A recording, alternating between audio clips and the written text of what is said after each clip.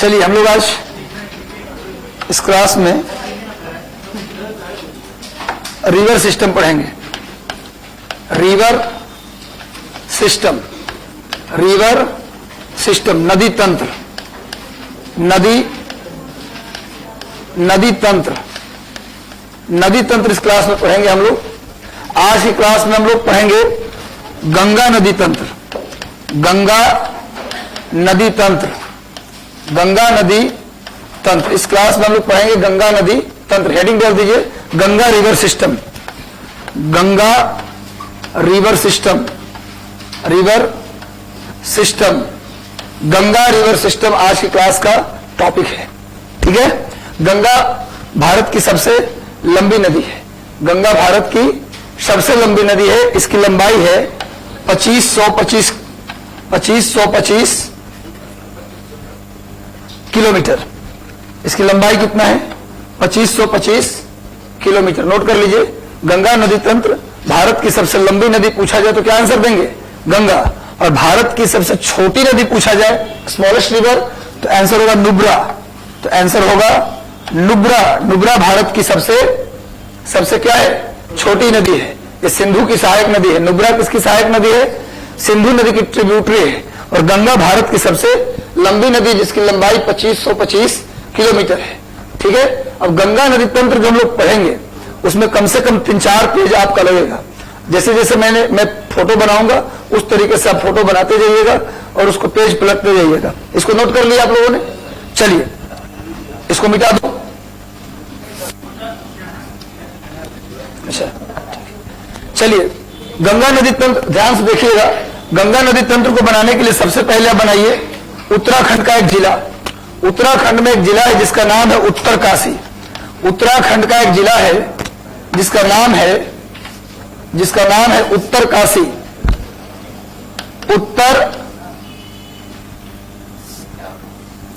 उत्तरकाशी। अच्छा कोई बात नहीं, उत्तरकाशी। उत्तराखंड का एक जिला है जिसका नाम क्या है? उत्तरकाशी। उत्तरकाशी उत्तराखंड का एक जिला है, एक डिस्ट्रिक्ट है। क्लियर है?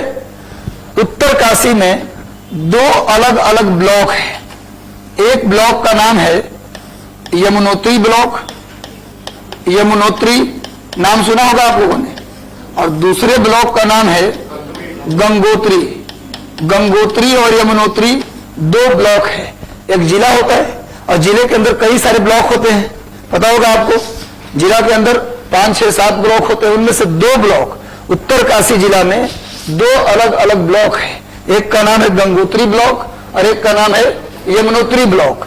उत्तरकाशी जिले में है। ये दोनों कहां पर है? उत्तरकाशी में। वैसे भी आप लोगों ने पढ़ा होगा कि भारत के 4 धाम हैं। भारत में कितने धाम हैं? हिंदू धर्म में कितने धाम हैं? 4। एक उत्तर में, एक दक्षिण में, एक पूरब में और एक पश्चिम में। उत्तर में बद्रीनाथ, दक्षिण में रामेश्वरम, पश्चिम में द्वारका और पूरब में पुरी। भारत के कितने धाम? 4 धाम। उत्तर में बद्रीनाथ, दक्षिण में रामेश्वरम, पूरब में पुरी और पश्चिम में द्वारका। उसी तरह से उत्तराखंड के भी 4 धाम हैं। पूरे देश के 4 धाम तो है ही, उत्तराखंड के भी कितने धाम है? 4। गंगोत्री, यमुनोत्री, बद्रीनाथ और केदारनाथ। गंगोत्री, यमुनोत्री, बद्रीनाथ और केदारनाथ। उत्तराखंड के 4 धाम पूछे तो क्या नाम होगा? बद्रीनाथ, केदारनाथ, गंगोत्री, यमुनोत्री। अगर पूरे भारत के 4 धाम पूछे तो उत्तर में बद्रीनाथ, दक्षिण में रामेश्वरम, पूरब में पुरी और पश्चिम में द्वारका। याद रहेगा भाई? अब सुनिए, इसी टाइप का क्वेश्चन और आता है कि भारत में हिंदू धर्म के प्रचार प्रसार के लिए शंकराचार्य ने 4 मठ बनवाए थे। शंकराचार्य ने हिंदू धर्म के प्रचार के लिए चारों दिशाओं में कितने मठ बनवाए थे? 4 मठ। शंकराचार्य का जो मठ है उत्तर में उसका नाम है बद्रीनाथ। शंकराचार्य का उत्तर में जो मठ है उसका नाम है बद्रीनाथ। दक्षिण में जो मठ है उसका नाम है श्रृंगेरी। श्रृंगेरी, रामेश्वर, हर जगह वही नहीं चलेगा। श्रृंगेरी, एक सेकेंड,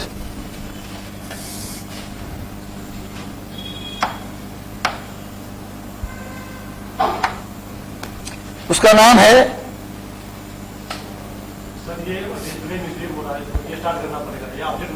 श्रृंगेरी। कोई बात नहीं, श्रृंगेरी। उत्तर में बद्रीनाथ, दक्षिण में श्रृंगेरी, अब पूरब में है पुरी और पश्चिम में है द्वारका। पश्चिम में है द्वारका, इधर वेस्ट है, इधर ईस्ट है, इधर नॉर्थ है, इधर साउथ है। श्रृंगेरी है स्टूडेंट कर्नाटक में, श्रृंगेरी कहाँ है? कर्नाटक में। और द्वारका है गुजरात में, ये तो आप जानते होंगे। और पुरी है उड़ीसा में, ये भी आप लोग जानते होंगे। और बद्रीनाथ है उत्तराखंड में। तो अगर पूछा जाए धाम, भारत के 4 धाम, तो क्या आंसर देंगे? उत्तर में बद्रीनाथ, दक्षिण में रामेश्वरम और दक्षिण में रामेश्वरम, पूरब में पुरी और पश्चिम में द्वारका। लेकिन अगर पूछा कि भारत में शंकराचार्य द्वारा स्थापित चारों दिशाओं के 4 मठ, तो बाकी कॉमन रहेगा, बस एक श्रृंगेरी चेंज हो जाएगा। दक्षिण में जो धाम है वो रामेश्वरम धाम है, लेकिन मठ कहां पर है? कर्नाटक के श्रृंगेरी में। क्लियर समझ में आ गया? तो उत्तराखंड के 4 धाम कौन कौन है? बद्रीनाथ, केदारनाथ, गंगोत्री और यमुनोत्री। अब भारत के 4 धाम कौन कौन है? बद्रीनाथ, केदारनाथ, रामेश्वरम और द्वारका। याद रहेगा ये सारी चीज। अब उत्तराखंड में, सॉरी, भारत में शंकराचार्य द्वारा स्थापित 4 मठ, उत्तर में बद्रीनाथ, दक्षिण में श्रृंगेरी, पूरब में पुरी और पश्चिम में द्वारका। चूंकि गंगा नदी पढ़ाने जा रहे हैं हम, तो गंगा नदी भारत की सबसे पवित्र नदी है, धार्मिक नदी है, अतः थोड़ा धर्म की बातें कर लेना भी जरूरी था। और चूंकि ये बात जो मैंने बताया आपको, ये एग्जाम के लिए इंपॉर्टेंट है, परीक्षा में पूछा जाता है। शंकराचार्य धार्मिक जितना व्यक्ति है उतना ही ऐतिहासिक व्यक्ति भी है। शंकराचार्य जितने धार्मिक हैं उतने ऐतिहासिक भी हैं, क्योंकि जब शंकराचार्य इस धरती पर आए उस समय हिंदू धर्म को बौद्ध धर्म, जैन धर्म लगभग दबाता हुआ नजर आ रहा था और एक तरह से हिंदू धर्म खत्म होने के कगार पर पहुंच रहा था। उस समय शंकराचार्य का जन्म केरल के कालादी में हुआ 788 एडी में, और उसके बाद उन्होंने कुछ चंद वर्षों तक जीवित रहे, 32 साल मात्र जीवित रहे। 820 एडी में उनका डेथ हो गया और इतने ही दिनों में उन्होंने हिंदू धर्म के लिए जो कार्य किया, आज शंकराचार्य को भारत में हिंदू धर्म के धर्मगुरु माना जाता है। जो व्यक्ति बनेगा हिंदू धर्म का धर्मगुरु, उसे क्या बोला जाता है? शंकराचार्य। शंकराचार्य एक पद हो गया, अब शंकराचार्य क्या हो गया? एक पोस्ट हो गया।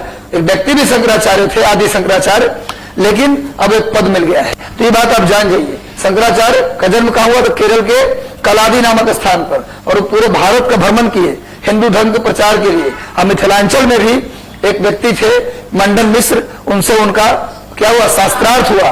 बाद में जो उनकी हार रहे थे तो उनकी पत्नी ने उनको क्या किया? मदद किया, और उनकी मदद से मंडन मिश्र जीत पाए, लेकिन अंत में शंकराचार्य ने हरा दिया। तो चलिए ये सब बात आप लोग याद रखिए। बिहार के कल्चर से जुड़ा है, हो सकता है कि जिनका मैथिली साहित्य है या जिनका घर मिथिलांचल है उनसे इंटरव्यू में सब सवाल पूछा जाए कि किनसे शास्त्रार्थ हुआ था। तो मोटा मोटी बातें आप याद रखिए। देखो, प्री मेंस और इंटरव्यू की तैयारी अलग अलग नहीं होता। यदि आप कमीशन के फील्ड में आए हैं तो सबकी तैयारी एक कंबाइंड होता है। ऐसा नहीं कि प्री निकल जाएगा तो फिर मेंस की तैयारी करेंगे, मेंस निकल जाए तो इंटरव्यू की तैयारी करेंगे।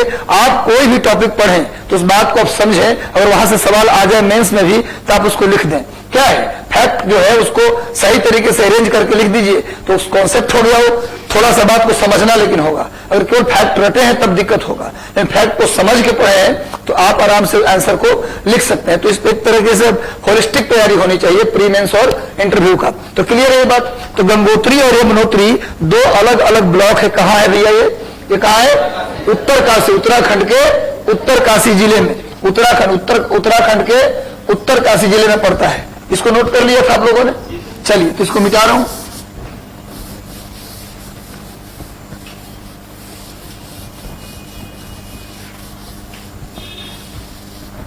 चलिए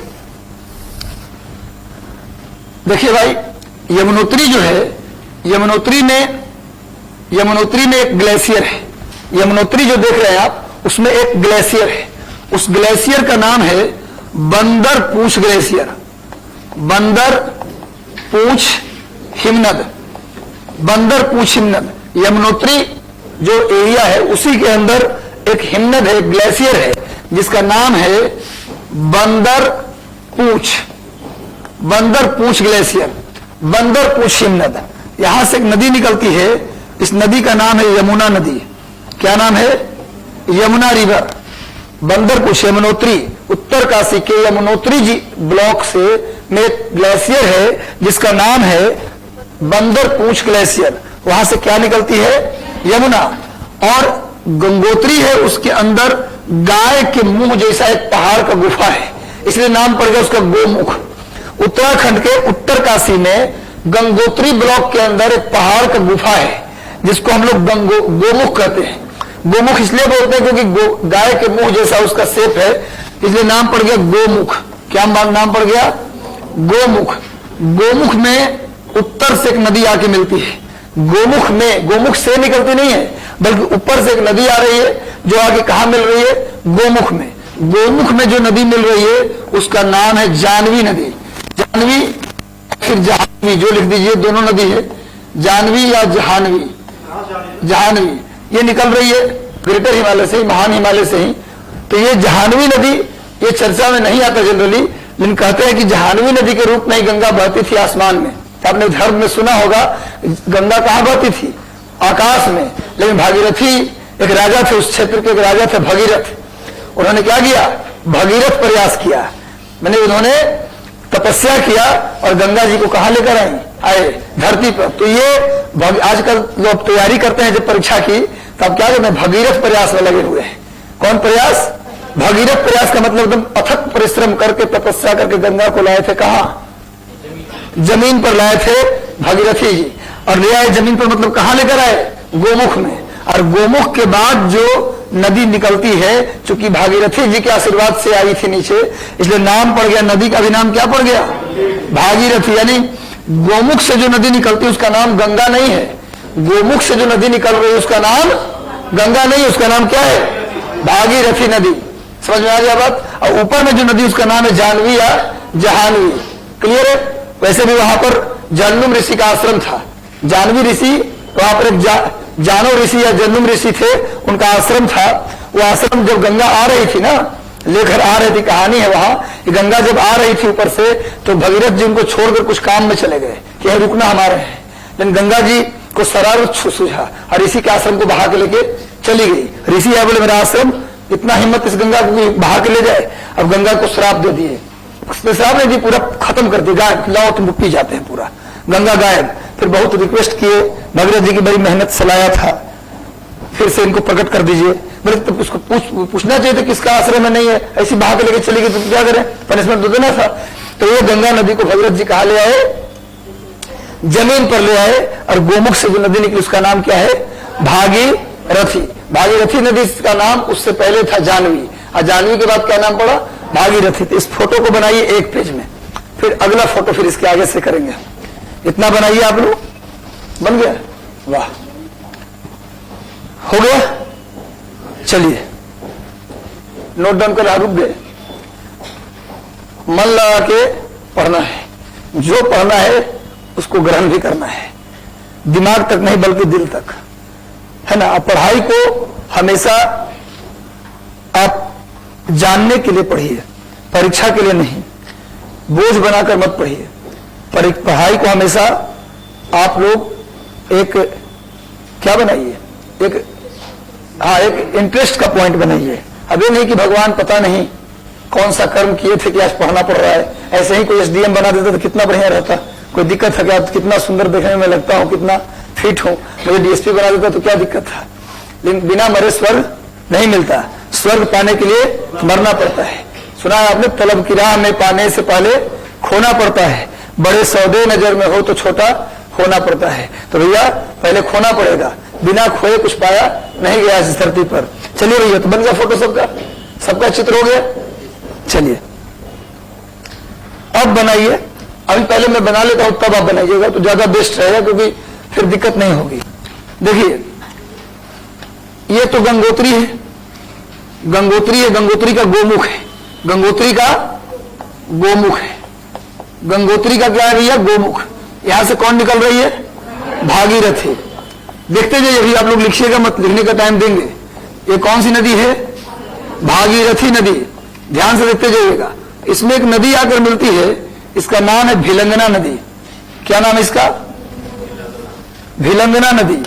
इसमें एक नदी आकर मिलती है जिसका नाम है भिलंगना नदी।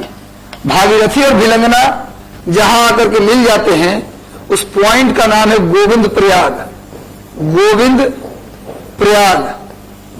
प्रयाग। आप जानते हैं कि भारत में दो नदियां जहां मिलती है उसे प्रयाग भी कहते हैं, लेकिन हर जगह नहीं कहते, जहां बोलते हैं वही बोलते हैं। अब सोन पूछे अगर गंगा में मिलती वहां कौन प्रयाग, तो कोई प्रयाग नहीं, मतलब जहां बोलेंगे वही बोलेंगे सब वैसे, लेकिन वही बोलते हैं जहां दो नदियां मिलती है। तो गोविंद प्रयाग पूछा जाए वहां कौन कौन सी नदी मिलती है, भागीरथी नदी और भिलंगना नदी जहां मिलते हैं उसका नाम क्या है, गोविंद प्रयाग। बता दें कि कुछ वर्ष पहले इस गोविंद प्रयाग में एक शहर था जिसका नाम था टिहरी। टिहरी शहर का नाम आपने सुना होगा। टिहरी एक शहर बसा हुआ था किसके संगम पर, भागीरथी और भिलंगना नदी के संगम पर टिहरी नाम का एक शहर बसा हुआ था, हंसता खेलता शहर। लेकिन वहां एक डैम बना दिया गया, एक बांध बना दिया गया जिससे पूरा शहर डूब गया। लेकिन लोग जानते थे कि डैम बनाएंगे तो शहर डूबेगा, इसलिए पहले ही वहां से लोगों को निकाल लिया गया और निकाल करके ऋषिकेश से ऊपर 12-13 किलोमीटर एक शहर नया बसाया गया, अलग पहाड़ में जाकर के। उस शहर का नाम रखा गया नरेंद्र नगर। अब एक जो पुराना टिहरी था वो डूब गया, वहां से लोगों को निकाल कर जो नए शहर का निर्माण किया गया उसको लोग न्यू टिहरी कहते हैं, या उसको लोग नरेंद्र नगर कहते हैं। नाम तो नरेंद्र नगर है, जैसे मान लीजिए पटना बस स्टैंड जो है मीठापुर से चला गया बैरिया, तो आज भी लोगों का प्रेम नहीं गया है। अभी भी लोग बैठते हैं तो आ जाना है बस स्टैंड, कौन पुराना कि नया, तो पुराना बस स्टैंड, बस स्टैंड ही उसका नाम है अभी भी, और लगता है हमेशा रह जाएगा, उसका नाम हो जाएगा पुराना बस स्टैंड। उसी प्रकार से टिहरी के लोग को बसाया गया अलग शहर में, उनका नाम रखा गया शहर का नरेंद्र नगर, लेकिन उसको लोग आज भी प्यार से क्या बोलते हैं, न्यू टिहरी। टिहरी से लोग निकले नहीं बाहर।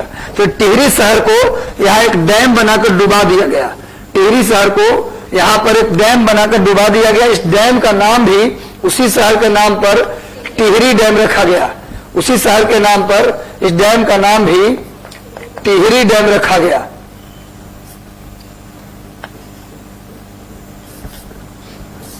एक सेकेंड, टिहरी डैम नोट कर लीजिए, टिहरी डैम सुन लीजिएगा। अब थोड़ा सा इसको बनाइएगा, लेकिन थोड़ा सा पेज के बाएं साइड पे आप बनाइएगा इसको, और दाहिने साइड में जगह छोड़ दीजिएगा। मतलब इसको बनाइएगा दाहिने साइड कोने में, अगर बनाइएगा तो दाहिने साइड कोने में बनाइएगा। ठीक है, बना हुआ है उस नोट्स में, लेकिन फिर से बना लीजिए।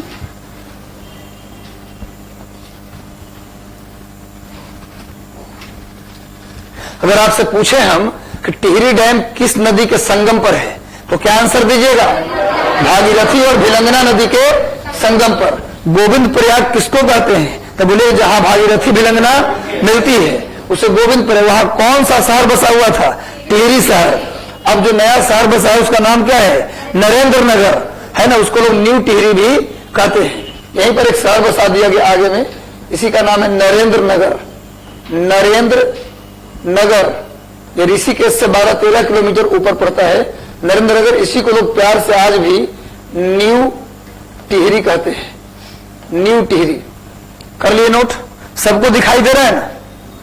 चलिए, क्लियर है सबका, सबका क्लियर है भाई।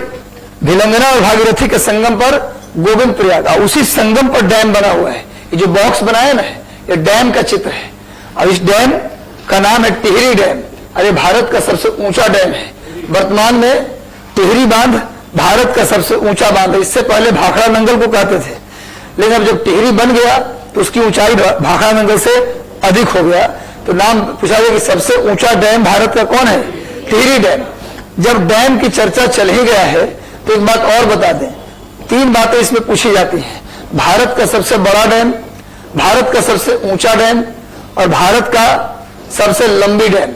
तो भारत की सबसे लंबी डैम पूछे तो हीराकुंड डैम, भारत का सबसे बड़ा डैम पूछे तो सरदार सरोवर डैम। अभी हाल ही में मोदी जी ने उसे गुजरात चुनाव से पहले उद्घाटित किया था।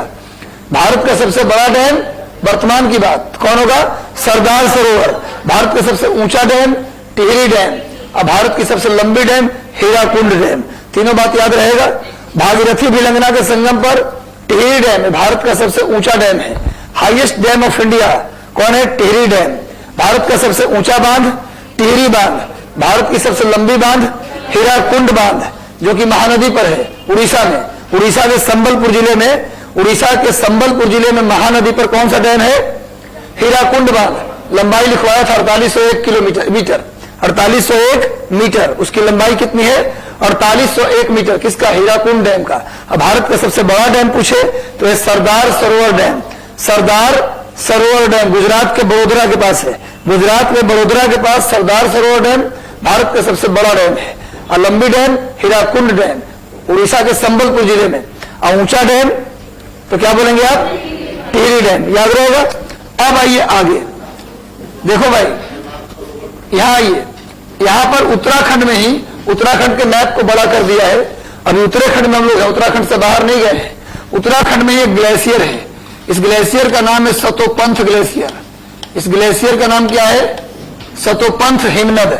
सतोपंथ ग्लेशियर अंग्रेजी में भी सेम होगा, सतोपंथ, सतोपंथ ग्लेशियर।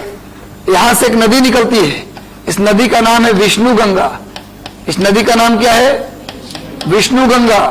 और यहां पर एक दर्रा है, यहां पर एक दर्रा है जिसका नाम है नीति दर्रा। यहां पर एक दर्रा है जिसका नाम है नीति दर्रा। नीति दर्रा, नीति दर्रा, नीति दर्रा से ही एक नदी निकलती है। इसका नाम है धौली गंगा। क्या नाम है? धौली गंगा। नीति दर्रा में ग्लेशियर है, वहीं से निकलती है। नीति दर्रा के ग्लेशियर से निकलती है कौन? धौली गंगा। ये सब उत्तराखंड में सीन है, कहीं बाहर नहीं निकल रहे हैं हम लोग। उत्तराखंड में ही निकलती है कौन? विष्णु गंगा और धौली गंगा। विष्णु गंगा और धौली गंगा जहां मिलते हैं उस जगह का नाम है विष्णु प्रयाग। उस जगह का नाम क्या है? विष्णु प्रयाग। उस जगह का नाम क्या है? विष्णु प्रयाग। रटिएगा मत, विष्णु प्रयाग याद नहीं करना है। विष्णु गंगा में मिलती है धौली गंगा, तो कौन सा प्रयाग? विष्णु प्रयाग। रटने वाली बात तो है नहीं। ये जो विष्णु प्रयाग है, इसमें जो विष्णु गंगा नदी है यही मेन नदी है। विष्णु गंगा नदी ही क्या है भैया? मेन नदी है। मेन नदी विष्णु गंगा नदी ही है। धौली गंगा यही खत्म हो जाती है। धौली गंगा जो नदी है ना, विष्णु गंगा में मिलकर वही समाप्त हो जाती है। आगे जो नदी बढ़ेगी कौन सी नदी है? विष्णु गंगा नदी ही आगे बढ़ती है। यानी विष्णु गंगा नदी जो सतोपंथ से निकल रही है वही नदी मेन नदी है। धौली गंगा इसकी ट्रिब्यूटरी है, यहीं पर मिलकर सहायक नदी है, यहीं पर खत्म हो जा रही है। और जहां धौली गंगा विष्णु गंगा मिल रहे हैं उसका नाम है विष्णु प्रयाग। जब धौली गंगा विष्णु गंगा में मिल जाती है तब इस विष्णु गंगा का ही नाम पड़ता है अलकनंदा। क्या नाम पड़ता है? अलकनंदा। यानी कि जो नदी विष्णु गंगा है वही नदी क्या है? अलकनंदा भी है। जो नदी विष्णु गंगा नदी है उसी नदी को आगे क्या बोलते हैं? अलकनंदा। यदि हम आपसे पूछें कि अलकनंदा नदी कहां से निकलती है तो विष्णु प्रयाग मत बोलिएगा, सतोपंथ ग्लेशियर। क्योंकि विष्णु गंगा नदी ही अलकनंदा नदी है। पूछा गया अलकनंदा नाम कहां से पड़ा, तब बोल सकते हैं विष्णु प्रयाग से। लेकिन अलकनंदा नदी जो है उसका उद्गम पूछा जाए तो आपको क्या बोलना है? सतोपंथ ग्लेशियर। विष्णु गंगा का भी उद्गम पूछे तो क्या बोलेंगे? सतोपंथ ग्लेशियर। क्योंकि विष्णु गंगा नदी ही आगे चल के क्या बन जाती है? अलकनंदा। ये जो आप विष्णु प्रयाग देख रहे हैं उसी के जस्ट बगल में बद्रीनाथ है। विष्णु प्रयाग जो देख रहे हैं उसी के जस्ट बगल में क्या है? बद्रीनाथ है। बद्रीनाथ भगवान विष्णु के लिए प्रसिद्ध है। बद्रीनाथ किसके लिए प्रसिद्ध है? भगवान विष्णु के लिए। अब बद्रीनाथ के जस्ट बगल में, बद्रीनाथ के जस्ट बगल में एक दर्रा है। इस दर्रा का नाम है माना दर्रा, माना पास, माना दर्रा। नीति दर्रा से निकल रही धौली गंगा, लेकिन विष्णु प्रयाग के जस्ट बगल में जो पास है उस पास का नाम क्या है? माना पास। पढ़ाया था हिमालय, ग्रेटर हिमालय जब पढ़ा रहा था तो आप लोग को बताया था माना, थागला, नीति और लिपुलेख। ये दर्रा कहां है? तिब्बत में है। फिर उत्तराखंड को तिब्बत से जोड़ते हैं, ठीक है। तो बद्रीनाथ के बगल में जो दर्रा है उसका नाम क्या है? माना दर्रा। और धौली गंगा कहां से निकल रही है? नीति दर्रा के आसपास से। अब सुनिए, अलकनंदा, अलकनंदा में एक नदी मिलती है आकर, नंदका। नंदका नदी मिलती है। अलकनंदा में कौन सी नदी मिलती है? नंदका। अब नाम नहीं बदलेगा। अभी मत बोलिए सर नंदका मिल जाएगी तब इस नदी का नाम क्या हो जाएगा। अब नाम सब जगह क्या रहेगा? अलकनंदा ही रहेगा। अब नाम चेंज नहीं होगा। तो यानी अलकनंदा, ये भी कह सकते हैं कि अलकनंदा और धौली गंगा के संगम को विष्णु प्रयाग। आप विष्णुपुरी गंगा और धौली गंगा के संगम को क्या बोल रहे हैं? विष्णु प्रयाग। तो विष्णु प्रयाग को अलकनंदा भी तो बोल रहे हैं हम। तो अलकनंदा और धौली गंगा भी कहीं कहीं दिया रहेगा, तो कंफ्यूज होने की जरूरत नहीं है। अगर पूछे कि विष्णु प्रयाग में कौन नदी मिलती है, अब विष्णु गंगा ऑप्शन में नहीं है, दे रहा अलकनंदा और धौली गंगा, तो आराम से उसको आंसर को आप लगा सकते हैं। जहां नंदका मिलती है अलकनंदा से, उसको बोला जाता है नंद प्रयाग। क्या बोला जाता है? नंद प्रयाग।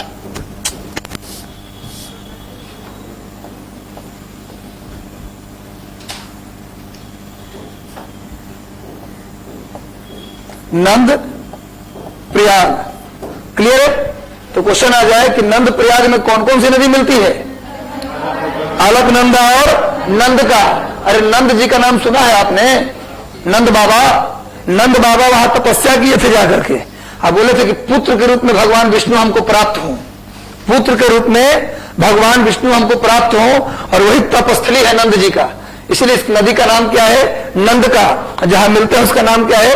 नंद प्रयाग। सबका धार्मिक महत्व है, ये सभी प्रयाग का धार्मिक इंपॉर्टेंस, रिलीजियस इंपॉर्टेंस है। इसमें एक और नदी आके मिलती है, इसका नाम है पिंडार नदी।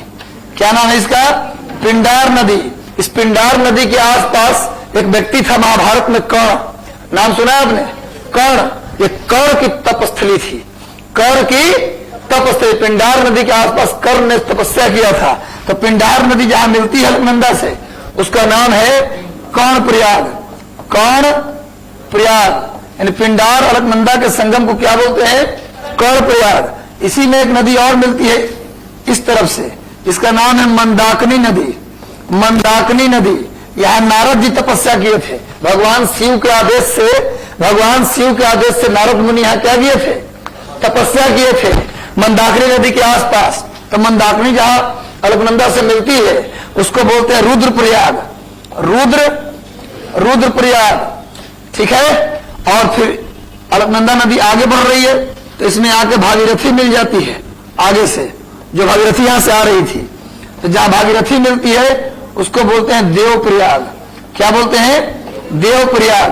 और देव प्रयाग के बाद भागीरथी अलकनंदा सब आपस में मिलके एक सिंगल नदी में बदल जाती है, एक सिंगल नदी में बदल जाती है। देव प्रयाग के बाद इन सभी नदी को मिलाकर एक नदी हो जाता है, तब इसका नाम पड़ता है गंगा। यानी गंगा का नाम देव प्रयाग से पहले तक कहीं नहीं है।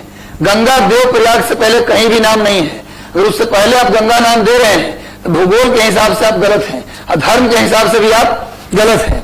तो भैया अलकनंदा भागीरथी के संगम के बाद पूरी नदी को मिलाकर यानी सब नदी, इन सभी नदियों का पानी गंगा में आ रही है। यानी सभी नदी का महत्व गंगा नदी के बराबर है ना? गंगा की सहायक सारा नहीं होगी, अब यहाँ के बाद जो नदी मिलेगी वही गंगा की सहायक में काउंट होगा। गंगा नदी देव प्रयाग के बाद जो नदी अब गंगा में मिलेगी सिर्फ वही काउंट होगा गंगा के सहायक नदी में।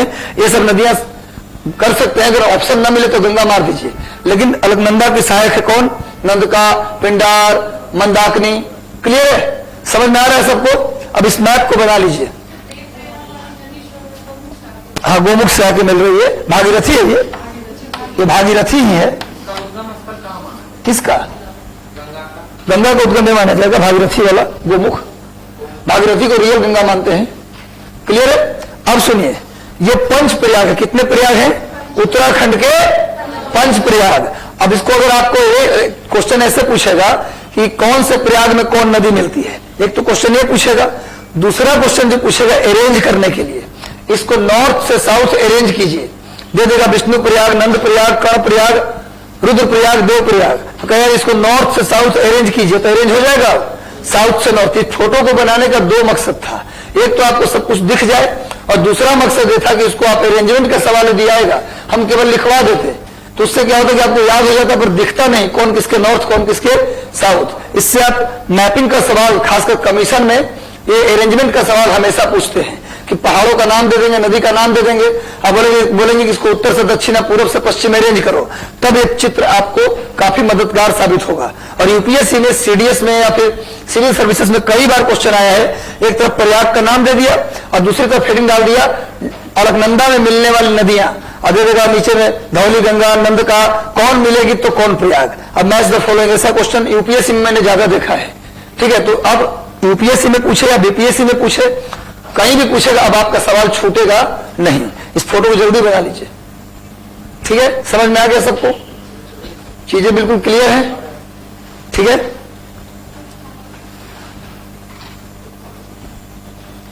देवप्रयाग के बाद गंगा को गंगा के नाम से जानते हैं। पूछा,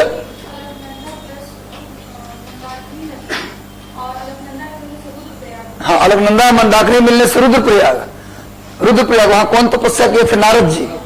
अब पिंडार वाले पे कौन तपस्या किए थे? कौन? और नंदका में नंद बाबा, ये सब तपस्या की, सबकी तपस्थली रही है। पूरा उत्तराखंड की जो भूमि है वो तपस्थली रही है साधु संत और महात्माओं की। और बिहार की भी धरती कम नहीं है, ये भी तपस्थली ही रही है। यहाँ के एक आदमी तप कर रहा है ना। आज आईएएस के टॉपर भी बिहार से, तो हम तो आप सभी को तपस्वी मानते हैं। और तपस्थली में आप लोग बैठ के क्या कर रहे हैं? तप ही कर रहे हैं। बिहार ही वो स्टेट है भारतवर्ष में जो संसाधन विहीन होने के बाद भी पढ़ाई लिखाई और शिक्षा में अगर देखें तो आईआईएम आईआईटी तो आप देखेंगे टॉप 10 में बिहारी होते ही हैं। तो आप किसी से कम नहीं है। हो सकता है कि बिहार से बाहर के लोग बिहार को थोड़े गलत नजरिए से देख लेते होंगे, कभी होता होगा, लेकिन हम किसी से कम नहीं है। तो आप लोग बिल्कुल अपने ऊपर भरोसा रखिए कि हमारा होगा, है ना। अपने आराम से आप कर सकते हैं क्वालिफाई। अगर अपने अंदर भरोसा है तो बिल्कुल आप करेंगे। सबका हो गया होगा। पेज बदल दे। चलिए नेक्स्ट पेज पे हम लोग आते हैं। चलिए अब देवप्रयाग से आगे बढ़ते हैं हम लोग। पीछे थोड़ा सा अपने कॉपी में जगह छोड़ दीजिएगा, थोड़ा आगे आके लिखिएगा। देवप्रयाग के बाद गंगा को क्या कहा जाता है? गंगा कहा जाता है। देवप्रयाग को के बाद गंगा का नाम गंगा पड़ता है। देवप्रयाग के बाद पहुंचते हैं हम लोग ऋषिकेश। कहां पहुंचते हैं हम लोग? ऋषिकेश। ऋषिकेश। उसके बाद पहुंचते हैं हम लोग हरिद्वार। हरिद्वार। उसके बाद हम लोग पहुंचते हैं हरिद्वार के बाद लक्सर। लक्सर के बाद हम लोग पहुंचते हैं बिजनौर। बिजनौर। और बिजनौर के बाद पहुंचते हैं हम लोग कन्नौज। कन्नौज। कन्नौज के बाद पहुंचते हैं हम लोग कानपुर। कानपुर के बाद हम लोग पहुंचते हैं कानपुर के बाद हम लोग पहुंचते हैं इलाहाबाद, जिसको आज प्रयागराज कहते हैं। इलाहाबाद, जिसको हम लोग आज प्रयागराज कहते हैं। इसके बाद पहुंचते हैं बनारस, वाराणसी। वाराणसी। उसके बाद हम लोग पहुंचते हैं गाजीपुर। गाजीपुर उत्तर प्रदेश में एक जिला है, गाजीपुर। चलिए एक पेज में केवल यहां तक आइए, गाजीपुर तक। इसमें कन्नौज के पास एक नदी मिलती है आकर, इसका नाम है रामगंगा। आपने सुना होगा। रामगंगा के किनारे ही बरेली है और रामगंगा के किनारे ही इधर मुरादाबाद है। मुरादाबाद आपने नाम सुना होगा।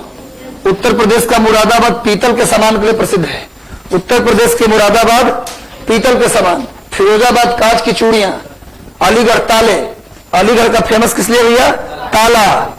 और बरेली काजल के लिए, सुरमा जानते होंगे आप, काजल। काजल के लिए बरेली, मुरादाबाद पीतल के सामान के लिए, फिरोजाबाद कांच की चूड़ियों के लिए, अलीगढ़ ताले के लिए, और प्रतापगढ़ आंवला के लिए। सबसे ज्यादा आंवला कहां होता है? प्रतापगढ़ में। आप जानते हो कि विटामिन सी का सबसे बड़ा स्रोत कौन है? आंवला। और आंवला सबसे ज्यादा कहां है? प्रतापगढ़ उत्तर प्रदेश में। और फिरोजाबाद में कांच की चूड़ियां, और बरेली में काजल, और मुरादाबाद में पीतल का सामान, और मेरठ में खेल का सामान। मेरठ में खेल का सामान। ये सब जनरल जीके में भी पूछ लेता है। भारत में खेल के सामान बढ़िया बल्ला कहां बनता है? बैट जो बनता है खिलाड़ियों के लिए कहां बनता है? मेरठ में। तो जनरली आप लोग इतना जानते रहिएगा। तो बिजनौर, मुरादाबाद और बरेली, ये दोनों रामगंगा नदी के इस पार और उस पार है। रामगंगा कहां मिलती है? आकर कन्नौज में। कन्नौज में एक फोटो और बना लीजिए। यहां पर ये यमुनोत्री है। ये कौन सा जगह भैया? यमुनोत्री। और यमुनोत्री में एक जगह है बंदर पूंछ, बताया था अभी थोड़ी देर पहले, बंदर पूंछ, ये हिमनद है। बंदर पूंछ ग्लेशियर है, हिमनद है। बंदर पूंछ हिमनद से एक नदी निकलती थी यमुना, जो इलाहाबाद में आके गंगा से मिल जाती है। यमुना जानते हैं आप, इलाहाबाद में प्रयागराज है, यहाँ पर 3 नदियों का संगम है, यमुना, गंगा और सरस्वती। गंगा यमुना सरस्वती पर सरस्वती नदी दिखाई नहीं देती है, विलुप्त हो चुकी है, लेकिन मान्यता के अनुसार वहां गंगा यमुना सरस्वती का संगम है। प्रत्येक 12 वर्ष पर वहां कुंभ का मेला लगता है। भारत में 4 स्थानों पर कुंभ लगता है। भारत में 4 स्थानों पर कुंभ का मेला लगता है। कहां कहां? एक तो इलाहाबाद, प्रयागराज, गंगा यमुना सरस्वती के संगम पर, दूसरा हरिद्वार या गंगा नदी के किनारे, तीसरा क्षिप्रा नदी के किनारे उज्जैन मध्य प्रदेश में, और चौथा नासिक गोदावरी नदी के किनारे। नासिक, हरिद्वार, उज्जैन और इलाहाबाद, भारत में 4 स्थानों पर कुंभ का मेला लगता है। नासिक में गोदावरी नदी के किनारे, वहां त्र्यंबकेश्वर महादेव का मंदिर है। उज्जैन में महाकाल मंदिर है। क्षिप्रा नदी के किनारे और हरिद्वार में गंगा नदी के किनारे, और गंगा यमुना सरस्वती के संगम पर प्रयाग में, ये 4 स्थानों पर कुंभ लगता है। कितने साल पर? 12-12 साल पर। ऐसे 6 साल पर अर्ध कुंभ भी लगता है। क्लियर है? तो देखो, इसी के किनारे एक जगह है कुरुक्षेत्र, कुरुक्षेत्र। इसी के किनारे एक जगह है दिल्ली, इसी के किनारे एक जगह है मथुरा। यमुना नदी किनारे है क्या भैया? मथुरा। उसके बाद आगरा, मथुरा के बाद आगरा, आगरा। तो कुरुक्षेत्र हालांकि एग्जैक्टली किनारे नहीं है, उसके आसपास में है। तो कुरुक्षेत्र, दिल्ली, मथुरा और आगरा, इनका संपर्क किससे है? यमुना नदी से। कुरुक्षेत्र नाम सुना है आपने? कुरुक्षेत्र का ही प्राचीन नाम था थानेश्वर। कुरुक्षेत्र का ही प्राचीन नाम क्या था? थानेश्वर। आपने सुना होगा, एक राजा था हर्षवर्धन। हर्षवर्धन की पुरानी राजधानी कहां थी? थानेश्वर। बाद में हर्षवर्धन ने अपनी राजधानी कन्नौज ले गया था। बाद में हर्षवर्धन अपनी राजधानी को कहां ले गया? कन्नौज। कि जो पुराना राजधानी थानेश्वर था, वही आज क्या है? कुरुक्षेत्र।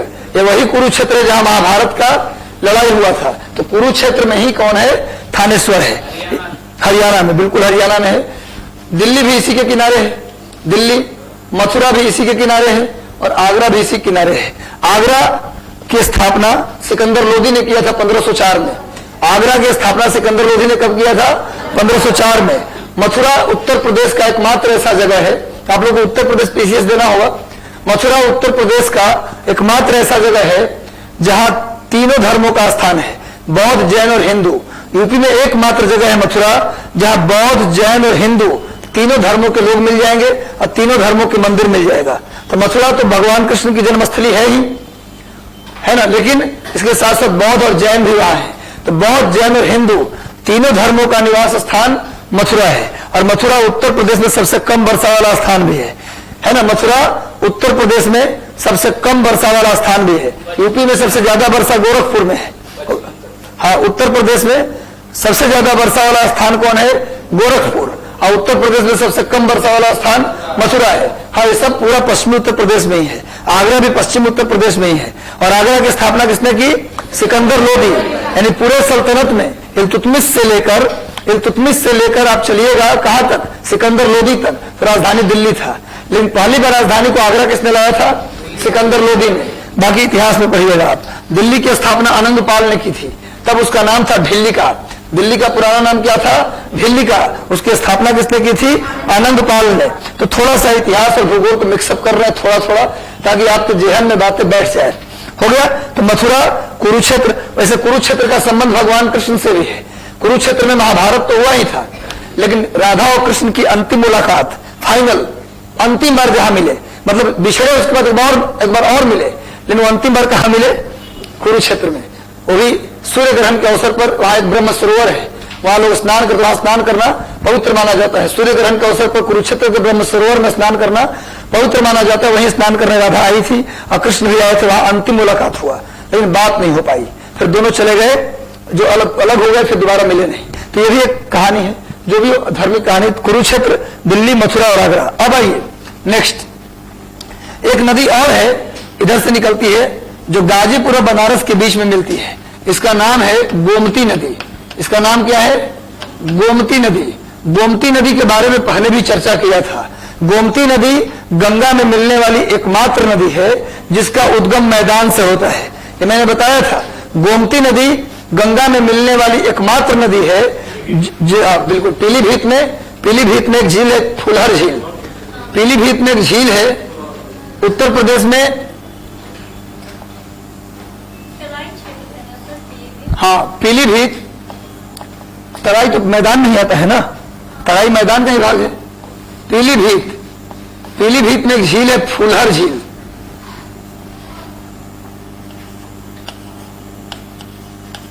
पीलीभीत में एक जगह है, एक मिनट थोड़ा रुक जाइएगा।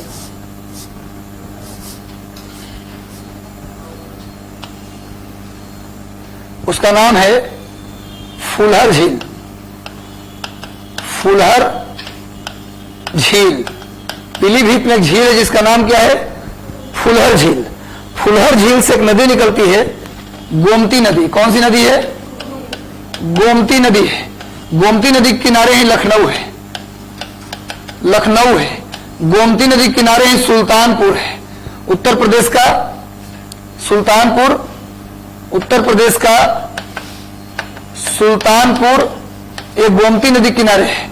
और उत्तर प्रदेश में एक और जगह है जौनपुर, ये भी गोमती नदी किनारे है। गोमती नदी के बारे में हम लिखवा देंगे, पहले इसको बनाइए। गोमती नदी के किनारे लखनऊ है, सुल्तानपुर है और जौनपुर है। जौनपुर को बोलते हैं पूर्व का सिराज, उत्तर मुगल काल का सिराज या पूर्व का सिराज। दो प्रश्न पूछता है, उत्तर मुगल काल का सिराज तो जौनपुर, पूर्व का सिराज तो जौनपुर। इसे सिराज हिंद कहा जाता है, जौनपुर। कहते हैं शेर शाह सूरी के जो पिता थे हसन खां, वो जमींदार कहाँ के थे? जौनपुर के ही। बाद में उनका बेटा फरीद खां बाद में क्या बन गया? शेर शाह सूरी। यही जौनपुर है जहां के राजा हुआ करता था हुसैन शाह सरकी। हुसैन शाह सरकी। जौनपुर में अटाला मस्जिद है। जौनपुर में कौन सा मस्जिद है फेमस? ऐतिहासिक मस्जिद अटाला मस्जिद। तो सुल्तानपुर, लखनऊ और जौनपुर, तीनों किस नदी के किनारे है? गोमती नदी के किनारे। और गोमती गंगा में मिलने वाली एकमात्र नदी है जो मैदान से निकलती है, प्लेन से निकलती है, पहाड़ से नहीं निकलती है। और कहाँ मिलती है? बनारस और गाजीपुर के बीच में। न तो बनारस में न गाजीपुर में, दोनों के बीच में मिलती है। अब कुछ पॉइंट हम लोग लिख लें तब आगे बढ़ेंगे। लिखिए। हाँ, सिराज मतलब होता है एक विद्या अध्ययन का केंद्र। क्लियर है? चलिए भाई लिखिए आप लोग। उत्तराखंड में लिखिए, लाइन लिखिए। उत्तराखंड में हरिद्वार से गंगा मैदान में प्रवेश करती है। कुछ जीके इसके बारे में लिख लीजिए। पूछा ये गंगा पहली बार मैदान में कहां से प्रवेश करती है? तो हरिद्वार से। कहीं कहीं ऋषिकेश भी मिलेगा आपको, ऋषिकेश से गंगा मैदान में आ जाती है, लेकिन नहीं, ऋषिकेश तो गंगा कहां रहती है? पहाड़ में। सही उत्तर क्या है? हरिद्वार से। देखिए, उत्तराखंड में हरिद्वार से गंगा मैदान में प्रवेश करती है। उत्तराखंड में हरिद्वार से गंगा मैदान में प्रवेश करती है। अंग्रेजी में लिख लीजिए, Ganga enter in plain from Haridwar in Uttarakhand. Ganga enter in plain from Haridwar in Uttarakhand. Haridwar से गंगा कहां प्रवेश करती है? मैदान में। अगला पॉइंट लिखिए। उत्तराखंड में गंगा का अंतिम पड़ाव लक्सर है। उत्तराखंड में गंगा का अंतिम पड़ाव लक्सर है। उत्तराखंड में गंगा का अंतिम पड़ाव लक्सर है।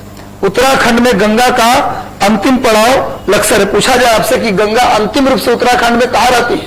लक्सर में। लिख सकते हैं, last stop of Ganga in Uttarakhand is Laksar.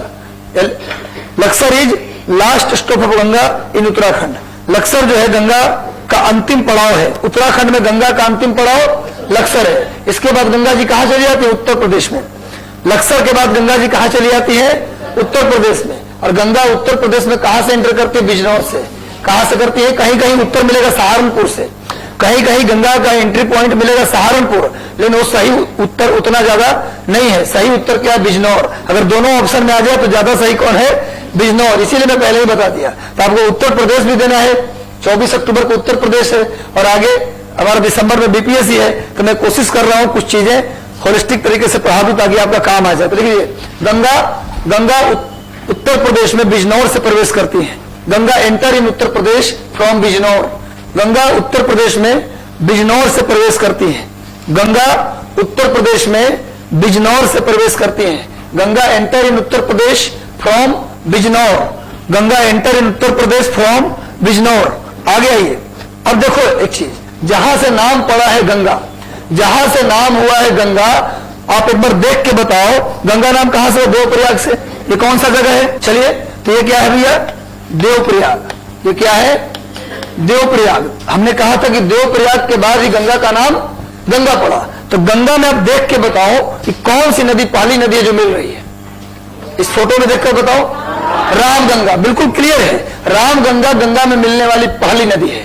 एक बात और समझो, कभी कभी एक कंफ्यूजन होता है हम लोगों को कि कौन सा नदी का बायां किनारा है और कौन से नदी का दाहिना किनारा है। क्वेश्चन आता है कि गंगा में बाएं किनारे से मिलने वाली इनमें से कौन सी नदी है? गंगा में दाहिने किनारे से मिलने वाली इसमें से कौन सी नदी है? गंगा की बात छोड़िए, आप किसी भी नदी में जाइए, अगर आपसे पूछा जाए कि कौन बायां और कौन दाहिना, तो आज के बाद कंफ्यूज मत होइएगा। नदी का जो डायरेक्शन होगा आप उधर खड़े हो जाइएगा। आपका बायां हाथ बायां किनारा और आपका दाहिना हाथ दाहिना किनारा, यानी रामगंगा और गोमती जो हमें दिखाई दे रही है वो बाएं किनारे से मिल रही है। अगर कोई नदी ऐसे आती तो हम ऐसे खड़े हो जाते, दाहिना किनारा बायां किनारा। कभी भी मैप में कोई नदी में पकड़ना हो कि नदी में कौन बायां किनारा, मैप के अंदर, इंडिया के मैप और वर्ल्ड के मैप के अंदर कि किस नदी का बायां किनारा कौन और दाहिना किनारा कौन, तो मैप के सामने ही नदी के डायरेक्शन में आप खड़े हो जाइए। आपका बायां हाथ बायां किनारा और दाहिना हाथ दाहिना किनारा। तो आज के बाद कंफ्यूजन नहीं होगा, मैप में भी देख के बता देंगे कौन नदी का बायां किनारा है, कौन नदी का दाहिना किनारा है। क्लियर? नदी जिधर जा रही है मैप में भी उधर आप खड़े हो जाइए मुंह करके, आपका बायां हाथ बायां किनारा और दाहिना हाथ दाहिना किनारा, तो बायां हाथ बायां किनारा और दाहिना हाथ दाहिना किनारा। अगर आपसे पूछा जाए गंगा में मिलने वाली पहली नदी, तब भी आंसर रामगंगा।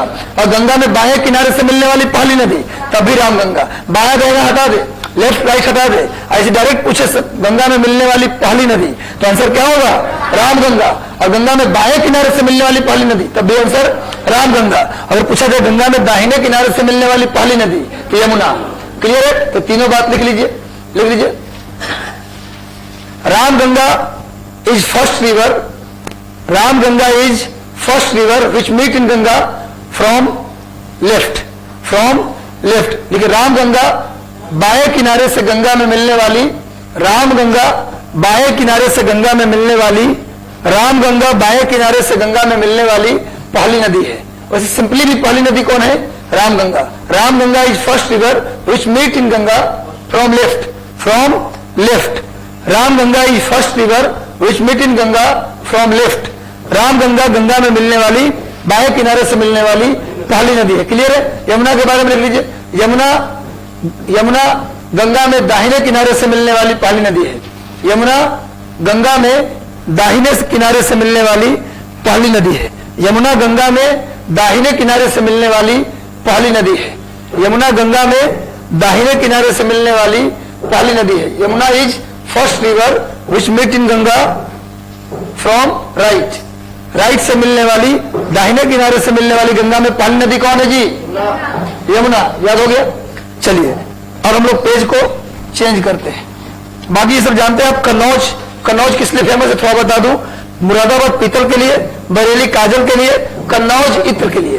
कन्नौज में क्या बनता है? इत्र, सेंट। और कानपुर के बारे में जानते हैं। कानपुर में दलहन, सेंट्रल पल्स रिसर्च इंस्टीट्यूट, केंद्रीय दलहन अनुसंधान संस्थान कहाँ है? कानपुर। और कानपुर चमड़ा उद्योग के लिए फेमस है। लेदर इंडस्ट्री यहाँ पर ज्यादा है। कानपुर में चमड़ा उद्योग है और कानपुर में क्या भी IIT भी है। और कानपुर में IIT भी है। कानपुर में जो एयर बेस है, एयरफोर्स स्टेशन, उसका नाम चकेरी है। कानपुर एयरफोर्स स्टेशन का नाम क्या है? चकेरी। और कानपुर का जो इंडस्ट्रियल एरिया है उसका नाम है पनकी। कानपुर का इंडस्ट्रियल एरिया का नाम क्या है? पनकी एक सर्फ भी आता था हमारे यहाँ पहले, तो पनकी उसका इंडस्ट्रियल एरिया है। और उसका जो चकेरी है वो एयर बेस है, एयरफोर्स स्टेशन है। और कानपुर में दलहन रिसर्च इंस्टीट्यूट है।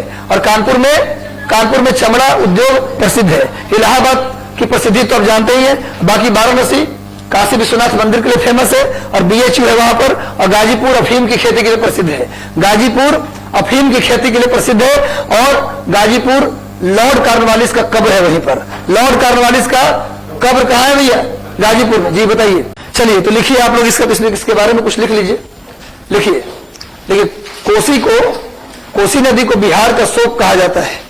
Kosi is known as sorrow Bihar. Kosi नदी को बिहार का शोक कहा जाता है। कोसी नदी को बिहार का शोक कहा जाता है। क्यों कहा जाता है शोक? प्रश्न ये भी आता है, क्योंकि बाढ़ तो यहां पर सभी नदियों में आता है। बिहार के मार्ग क्यों चेंज करती है? क्यों चेंज करती है मार्ग? ना कुछ भी नहीं ना, इसमें कोई तट नहीं है, इसमें कोई तट नहीं है, इसी वजह से रास्ता ये बदल लेते। कहते बच्चों को अगर उचित बाउंड्री न लगाया जाए तो अपना रास्ता बदल लेता है। उसी प्रकार से नदियों में भी अगर बाउंड्री ना हो तो नदी भी क्या कर लेगी? रास्ता बदल कर तबाही मचाएगी। उधर बच्चा पर भी अगर बाउंड्री ना लगाए तो भी अपने स्तर पर तबाही मचाना शुरू कर देता है। तो लिख लीजिए, क्योंकि कोसी नदी में कोई तटबंध नहीं है। कोसी नदी में कोई तटबंध नहीं है। लिख लीजिए, कोसी नदी में कोई तटबंध नहीं है, इसलिए कोसी नदी में तटबंध नहीं, इसलिए कोसी नदी को क्या बोला जाता है? बिहार का शोक या बिहार का दुख कहा जाता है। कोई दिक्कत तो नहीं है। भागलपुर में क्या है?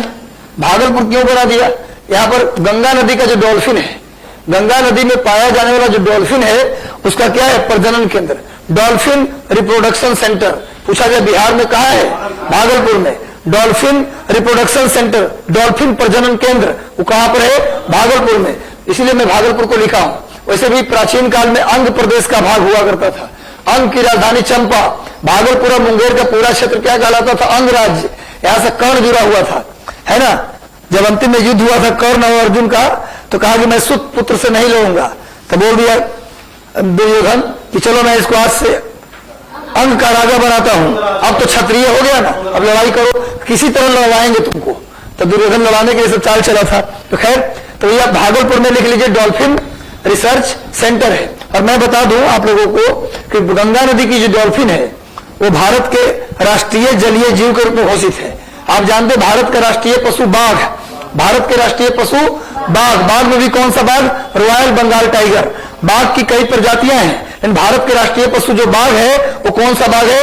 Royal Bengal tiger. उसी प्रकार से भारत के राष्ट्रीय जलीय जीव, national aquatic animal, national animal केवल पूछे तो रॉयल बंगाल टाइगर होगा, लेकिन पूछे नेशनल एक्वेटिक एनिमल, राष्ट्रीय जलीय जीव, तो होगा गंगेटिक डॉल्फिन। गंगा नदी में पाया जाने वाला जो डॉल्फिन है उसे बोला जाता है राष्ट्रीय जलीय जीव, नेशनल एक्वेटिक एनिमल। और गंगा नदी को भी भारत के राष्ट्रीय नदी घोषित कर दिया गया। 2009 में गंगा को भारत की राष्ट्रीय नदी, नेशनल रिवर बनाया गया। और उससे एक साल पहले ही 2008 में डॉल्फिन को, गंगा नदी का डॉल्फिन जो है उसे राष्ट्रीय जलीय जीव घोषित किया गया। तो गंगा नदी से जुड़ा हुआ 2 फैक्ट याद रखिएगा, राष्ट्रीय जलीय जीव Gangetic dolphin, national aquatic animal Gangetic dolphin. Ganga नदी का डॉल्फिन कब बनाया गया? 2008 में। और नेशनल रिवर पूछा जाए, राष्ट्रीय नदी पूछा जाए तो गंगा कब बनाया गया? 2009 में। 2009 से पहले भारत में कोई राष्ट्रीय जलीय जीव नहीं था, भारत में कोई राष्ट्रीय नदी नहीं थी। पहली बार गंगा को क्या बनाया गया? राष्ट्रीय नदी, नेशनल रिवर बनाया गया। क्लियर? जैसे आपको पढ़ते हैं कि टाइगर नेशनल एनिमल कौन है भैया? तो रॉयल बंगाल टाइगर। टाइगर मत बोलिएगा आप, अब क्या बोलिएगा? Royal Bengal tiger. ये कब से? 1972 से। 1972 तक भारत के राष्ट्रीय पशु हुआ करता था लायन। भारत के राष्ट्रीय पशु आजादी से लेकर 1972 तक कौन था? लायन, शेर था। लेकिन 1972 में बाघों की संख्या, खासकर रॉयल बंगाल टाइगर की संख्या को घटते हुए देखकर क्या किया गया? लायन को राष्ट्रीय पशु के दर्जा से हटा दिया गया और किसे बना दिया गया? रॉयल बंगाल टाइगर को। क्लियर है? और रॉयल बंगाल टाइगर सबसे ज्यादा कहां रहता है? सुंदरबन में, सुंदरबन में। और ऐसे रॉयल बंगाल टाइगर पूरे विश्व में 4 ही जगह रहता है, एक भारत, दूसरा बांग्लादेश, तीसरा नेपाल और चौथा भूटान। रॉयल बंगाल टाइगर का मेन निवास स्थान 4 ही देश है। 4 कंट्री में रॉयल बंगाल टाइगर रहता है। कौन कौन? इंडिया, भूटान, नेपाल और बांग्लादेश। यही 4 देश में बाघ पाया जाता है, जो भारत का राष्ट्रीय पशु है, भारत का गौरव है। खैर, बना लिया आप लोगों ने। चलिए नेक्स्ट पेज पर लगाते हैं, लेकिन इससे पहले एक पॉइंट और लिख लीजिए, साहेबगंज। साहेबगंज लिख लीजिए। साहेबगंज झारखंड का एकमात्र ऐसा जिला है जहां से गंगा गुजरती है। झारखंड से गंगा जा नहीं रही थी, बहुत रिक्वेस्ट किया झारखंड कि मेरे यहां से भी थोड़ा चले जाइए, तो बोले टाइम नहीं है, बाउंड्री से निकल जाऊंगी। तो गंगा नदी साहेबगंज में भी जाती है, झारखंड में जाती है, पर झारखंड के बाउंड्री से निकलती है, अंदर नहीं जाती। यानी पूछा जाए झारखंड के कितने जिलों से बहती है गंगा? एक जिला, कौन? साहेबगंज। ये साहेबगंज झारखंड का एकमात्र जिला है। Sahebganj is only district of Jharkhand eight which Ganga cross, Ganga जो है पास करती है कहां से, साहेबगंज से। साहेबगंज झारखंड का एकमात्र जिला है जहां से गंगा गुजरती है। बाकी पाटलिपुत्र का इतिहास तो आप सभी जानते हैं, पढ़ेंगे मौर्य साम्राज्य में। चलिए अब हम लोग फरक्का से आगे आते हैं। फरक्का आपके पास जगह है तो उस पेज में भी चल सकते हैं, कोई दिक्कत नहीं है। फरक्का से आगे बताया हूं कि गंगा नदी कितने भागों में बढ़ जाती है। फरक्का से आगे आने के बाद गंगा नदी कितने भागों में बढ़ जाती है, 2 भागों में। बोला था आप लोगों से भी कि दक्षिण वाली शाखा का नाम है हुगली। दक्षिण वाली शाखा का नाम क्या है, हुगली। इसी हुगली के किनारे कोलकाता है। इसी हुगली के किनारे क्या है भैया, कोलकाता। हावड़ा ब्रिज, हावड़ा ब्रिज जो बना हुआ किस नदी पर है, हुगली पर। हुगली गंगा का ही शाखा है। गंगा के दक्षिणी शाखा का नाम क्या है, हुगली। और हुगली नदी नीचे आकर सीधा बंगाल की खाड़ी में गिर जाती है। बंगाल की खाड़ी में गिर जाती है। हुगली नदी कहां गिर जाती है, बंगाल की खाड़ी में। और इसमें एक नदी आती के मिलती है जिसका नाम है दामोदर। दामोदर हुगली की सहायक है। दामोदर नदी छोटा नागपुर के पठार से निकलती है। दामोदर नदी छोटा नागपुर के पठार से निकलती है। छोटा नागपुर के पठार से निकलती है और कहां मिलती है आकर के, गंगा में। गंगा मतलब हुगली में। पूछा जाए कि छोटा नागपुर के प्लेटू से निकलने वाली दामोदर किसकी सहायक नदी है, हुगली की। किसकी ट्रिब्यूटरी है, हुगली की। और दामोदर नदी को बंगाल का शोक कहा जाता है। दामोदर नदी को बंगाल का दुख या बंगाल का शोक, ये निकलती है दामोदर झारखंड से, निकलती झारखंड से पर जाती है बंगाल में। बंगाल में ही जाकर कहां मिल जाती है, हुगली में। और हुगली नदी कहां गिरती है, बंगाल के खाड़ी में। दामोदर नदी को क्या बोला जाता है, बंगाल का शोक बोला जाता है। पर अब ये शोक नहीं है। क्यों ये शोक नहीं है, क्योंकि इस पर डैम बना करके वहां के बाढ़ को क्या कर लिया गया, कंट्रोल। वहां पर मल्टीपर्पज डैम बनाए गए 8। दामोदर नदी और उसकी सहायक नदी पर कितने डैम बनाए गए हैं, 8। उनमें से 5 बड़ी महत्वपूर्ण डैम है। उसका नाम आप लिख सकते हैं, Panchet dam, Maithon dam, Barakar dam, Konar dam,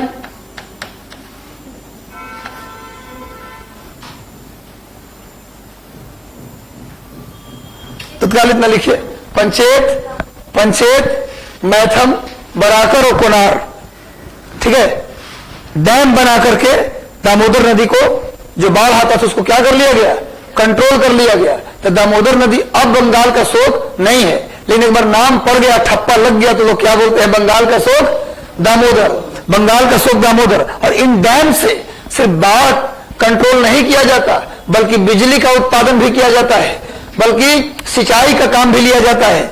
इस डैम से बिजली उत्पादन, सिंचाई, बाढ़ नियंत्रण सब किया जाता है। तो आप जानते हैं कि जब एक डैम से कई सारे उद्देश्यों की पूर्ति हो तो उसे बहुउद्देशीय परियोजना यानी कि मल्टीपर्पज प्रोजेक्ट के नाम से उसे जानते हैं। पंडित जवाहरलाल नेहरू ने कहा था कि भारत के जो मल्टीपर्पज डैम है वे आधुनिक भारत के मंदिर है। पूछा जाए कि किसने मल्टीपर्पज डैम को आधुनिक भारत का मंदिर कहा। अरे मंदिर हम क्यों जाते हैं, सुख शांति प्राप्त करने, तो घर में रोशनी ला दिया ये डैम, घर सिंचाई हुआ तो अनाज आ गया घर में, और बाढ़ नियंत्रण हो गया तो बाढ़ के खतरा से मुक्ति मिल गई। भगवान के पास क्यों जाते हैं, डर से मुक्ति के लिए और खुशियां प्राप्त करने के लिए। तो डैम के पास जा रहे हैं तो घर में अनाज भी आ रहा है, बिजली भी आ रही है, और बाढ़ नियंत्रण भी हो रहा है। इसलिए क्यों नहीं इसको कहा जाए मंदिर आधुनिक भारत का। तो आधुनिक भारत का मंदिर को पूछा जाता किसने कहा था डैम को, तो जवाहरलाल नेहरू, याद रखिएगा। तो ये सारे डैम्स बनाकर दामोदर और उसकी सहायक नदियों पर है। ऊपरी शाखा का नाम है भागीरथी। ऊपरी शाखा का नाम क्या है, भागीरथी। मैंने कहा था कि गंगा नदी को उत्तराखंड में भी भागीरथी कहते हैं, और बंगाल में भी। कभी ऑप्शन में उत्तराखंड गायब कर दे कि भागीरथी गंगा को कहां कहते हैं, तो आप क्या बोलेंगे, बंगाल में। क्लियर है। बंगाल के बाद ये नदी आ जाती है बांग्लादेश में। कहा आ जाती है भागीरथी, बांग्लादेश में। ये जो भागीरथी उत्तरी शाखा जो गंगा का है, ये कहां चली जाती है, बांग्लादेश में। बांग्लादेश में आने के बाद भागीरथी का ही नाम पड़ जाता है पद्मा। क्या नाम पड़ जाता है, पद्मा। आपने सुना हो गंगा को बांग्लादेश में क्या बोलते हैं, पद्मा के नाम से जानते हैं, गंगा ही, लेकिन बांग्लादेश में गंगा को किस नाम से जानते हैं, पद्मा। और आगे आकर के इसमें ब्रह्मपुत्र मिलती है। कल देखा होगा आपने, कल मैंने ब्रह्मपुत्र आपको पढ़ाया था। कल मैंने आपको ब्रह्मपुत्र पढ़ाया था तो बताया था कि गंगा नदी, सॉरी ब्रह्मपुत्र नदी को बांग्लादेश में कुछ दूरी तक ब्रह्मपुत्र कहते हैं। ब्रह्मपुत्र नदी को बांग्लादेश में कुछ दूरी तक ब्रह्मपुत्र बोलते हैं, कुछ दूरी तक उसको ब्रह्मपुत्र बोलते हैं, लेकिन ब्रह्मपुत्र में जहां तिस्ता आके मिल जाती है उसका नाम पड़ जाता है जमुना। यानी कि ब्रह्मपुत्र नदी को बांग्लादेश में जमुना के नाम से भी जानते हैं, लेकिन बांग्लादेश में कुछ दूरी तक हम ब्रह्मपुत्र ही कहते हैं। यानी असम और बांग्लादेश दोनों में ब्रह्मपुत्र का नाम ब्रह्मपुत्र है, लेकिन बांग्लादेश में भी उसको ब्रह्मपुत्र ही कहते हैं, लेकिन जहां से तिस्ता मिलती है ब्रह्मपुत्र में, वहां से ब्रह्मपुत्र का नाम क्या हो जाता है? जमुना। और जमुना के रूप में ब्रह्मपुत्र कहां मिल जाती है? गंगा में आकर। जमुना जो है वो ब्रह्मपुत्र को बांग्लादेश में कहते हैं, ब्रह्मपुत्र को बांग्लादेश में कहते हैं। और बांग्लादेश में ग्वाल्डो के पास, याद होगा कल बताया था मैंने आपको, ग्वाल्डो, बांग्लादेश में एक जगह है ग्वाल्डो, ग्वाल्डो के पास ब्रह्मपुत्र नदी गंगा से मिल जाती है आकर। गंगा मतलब पद्मा से आकर मिल जाती है। यानी ब्रह्मपुत्र किसकी सहायक नदी है? गंगा की। गंगा की या फिर पद्मा की भी बोलेंगे तो कोई दिक्कत नहीं है। ब्रह्मपुत्र किसकी ट्रिब्यूटरी है? पद्मा की, यानी गंगा की। और कहां मिलती है? आकर ग्वाल्डो के पास। इसके बाद आइए, इसके बाद इधर से एक नदी आ रही है नॉर्थ ईस्ट से, इसका नाम है मेघना। क्या नाम है? मेघना। और मेघना के मिलने के बाद, या कहीं देखेंगे ब्रह्मपुत्र के मिलने के बाद गंगा का नाम पड़ जाता है क्या? मेघना।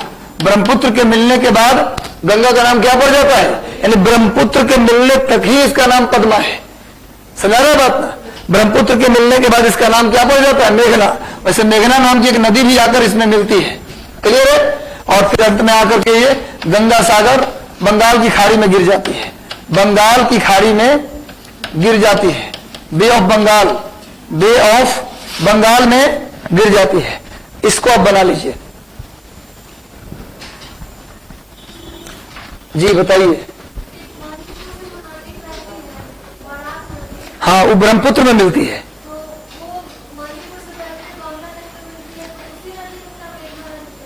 नहीं, बराक में उसको, बराक को मेघना अलग नदी है। हाँ, बराक अलग नदी है। बराक को ही मेघना नहीं कहते, क्योंकि मेघना तो गंगा में मिल रही है। अब बराक कहां मिल रही है? ब्रह्मपुत्र में। ब्रह्मपुत्र की ट्रिब्यूटरी है बराक।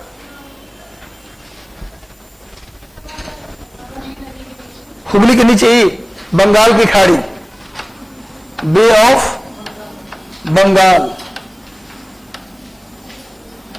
हो गया। 8 डैम है टोटल, इंपॉर्टेंट 4 लिखवा दिया। मैथम पूछते हैं हमेशा, मैथम और दबाकर हमेशा पूछ लेते हैं। और बता दूं कि जो डैम बना है ना यहाँ पर, दामोदर नदी पे जो डैम बना है उसको कंट्रोल करने के लिए एक संस्था बनाई गई, डीवीसी, दामोदर वैली कॉरपोरेशन।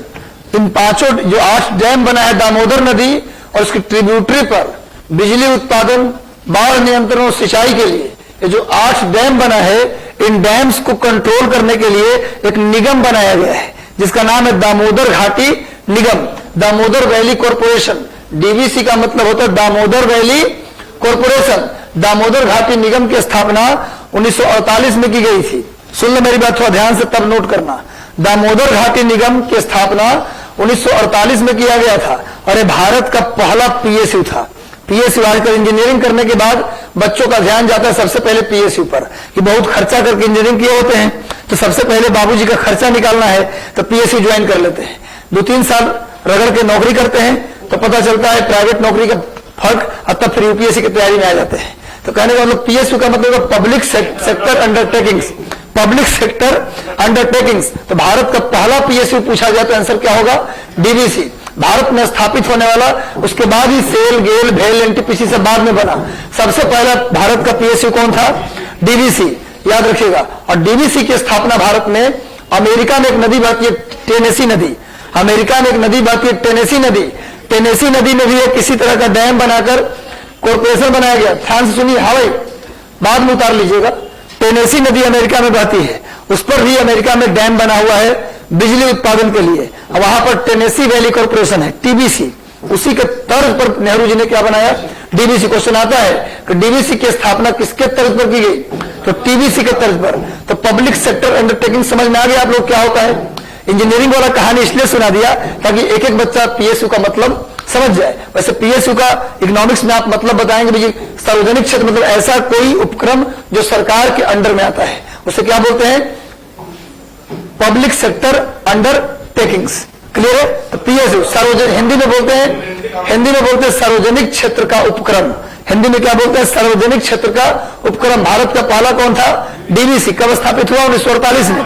किसके तर्ज पर बना, टेनेसी वैली कॉर्पोरेशन। टेनेसी नदी कहां बहती है, अमेरिका में। क्लियर है।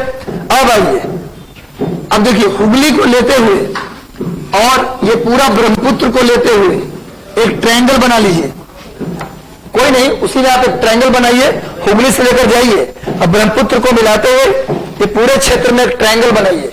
आप जानते हैं कि नदियां जहां गिरती हैं, नदियां जहां गिरती हैं वहां बड़े पैमाने पर मिट्टी का जमाव करती हैं, गाद का जमाव करती हैं, सिल्ट का जमाव करती हैं, और उनके जमाव से ट्रायंगुलर एक आकृति बनता है, भू आकृति बनता है, लैंडस्केप बनता है। उसका नाम है डेल्टा। डेल्टा, ट्रायंगुलर लैंडस्केप को क्या कहा जाता है, डेल्टा। ऐसे बता दूं, डेल्टा शब्द का पहली बार प्रयोग हेरोडोटस ने किया था। हेरोडोटस, अरस्तु नहीं। डेल्टा शब्द का पहली बार प्रयोग हेरोडोटस, वही इतिहास के पिता। इतिहास के पिता कौन है, हेरोडोटस, यूनान के रहने वाले थे। उन्होंने पहली बार डेल्टा शब्द का प्रयोग किया था। नील नदी के डेल्टा को उन्होंने देखा था।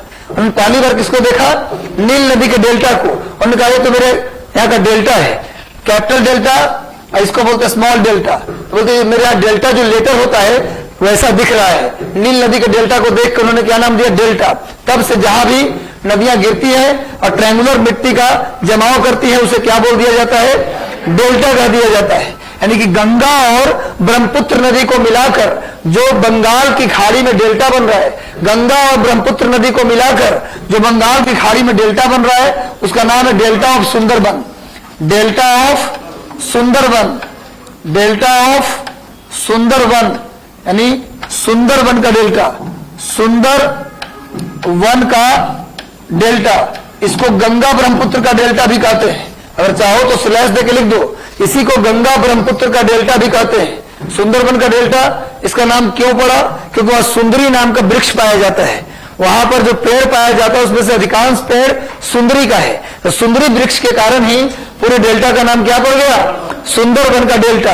अरे किस प्रकार के पेड़ आते हैं भैया, किस प्रकार के वन में आते हैं, जिनको बोलते हैं तटीय वन, कोस्टल फॉरेस्ट, या इसको मैंग्रोव फॉरेस्ट के नाम से भी जानते हैं। तटी सदाबहार वन तो अलग होता है, यहाँ तो सदाबहार होता है ये, लेकिन सदाबहार एक और भी होता है जहां पर अधिक बारिश हो, बहुत गर्मी पड़े, वहां भी सदाबहार वन मिलते हैं। इसकी मुख्य विशेषता सुन लो, तटों के किनारे जो वन मिलेगा उसे तटीय वन या मैंग्रोव वनस्पति के नाम से जानते हैं। इन वनस्पति की जो सबसे बड़ी विशेषता है कि इनकी जड़ें काफी लंबी होती हैं। इनकी सबसे बड़ी विशेषता कि इनकी जड़ें काफी अंदर तक होती हैं, और ये इनकी टहनियां मुलायम तो होती है लेकिन टूटती नहीं है, चिम्मर टाइप का होता है, यानी जल्दी टहनी इनका टूटेगा नहीं।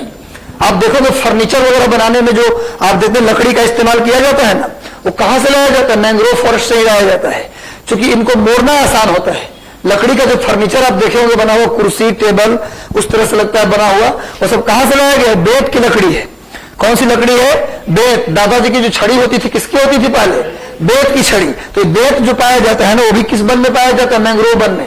सुंदरी, वेत, ये सब किस वन में पाया जाता है, मैंग्रोव वन में। इनकी विशेषता, इनकी जड़ें काफी अंदर तक होती हैं, ये काफी लचीला होती हैं और टूटती नहीं है। इसीलिए पर्यावरण वैज्ञानिकों ने सलाह दिया है कि अगर समुद्र के किनारे सभी राज्यों में 5 किलोमीटर की मोटाई में अगर मैंग्रोव लगा दिया जाए तो सुनामी के से काफी हद तक बचाव हो सकता है, क्योंकि सुनामी जब आएगा तो इन जंगलों से टकराएगा तो जंगल को पार करते करते उसकी स्पीड बिल्कुल कम हो जाएगी, पानी पहले ही खत्म हो जाएगी, अंततः हमारा जीवन बच जाएगा। पर हम लोग तो मानव है ना, खासकर भारतीय मानव, हम लोग तो जो रूल है, जो नियम है उसको भी तोड़ देते हैं।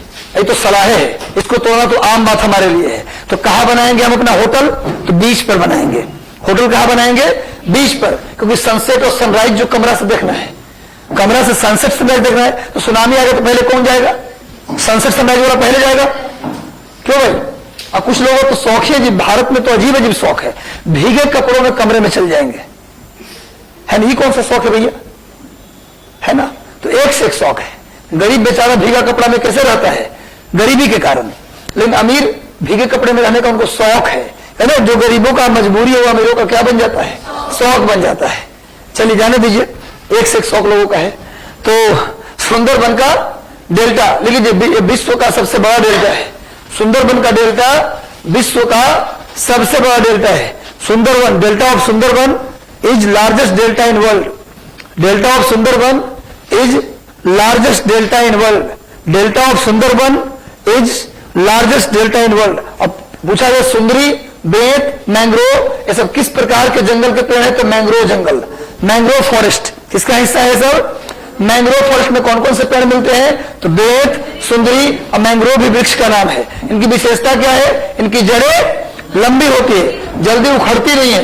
यही वजह है कि सुनामी से बचाने के लिए वैज्ञानिक क्या सलाह देते हैं कि जो भारत है इसके चारों तरफ 5 किलोमीटर की मोटाई में, ये मोटाई 5 किलोमीटर है, क्या लगा दिया जाए? मैंग्रोव लगा दिया जाए, ताकि सुनामी अगर आए भी तो ये पेड़ इनको रोक दे। ऐसे भी कहा गया है प्राकृतिक आपदाओं के बारे में, आप पढ़िएगा यूपीएससी में, अगर मेंस दीजिएगा तो वहां डिजास्टर मैनेजमेंट एक टॉपिक लगा हुआ है 3rd पेपर में। इकोनॉमिक्स और डिजास्टर मैनेजमेंट किसमें? 3rd पेपर में है।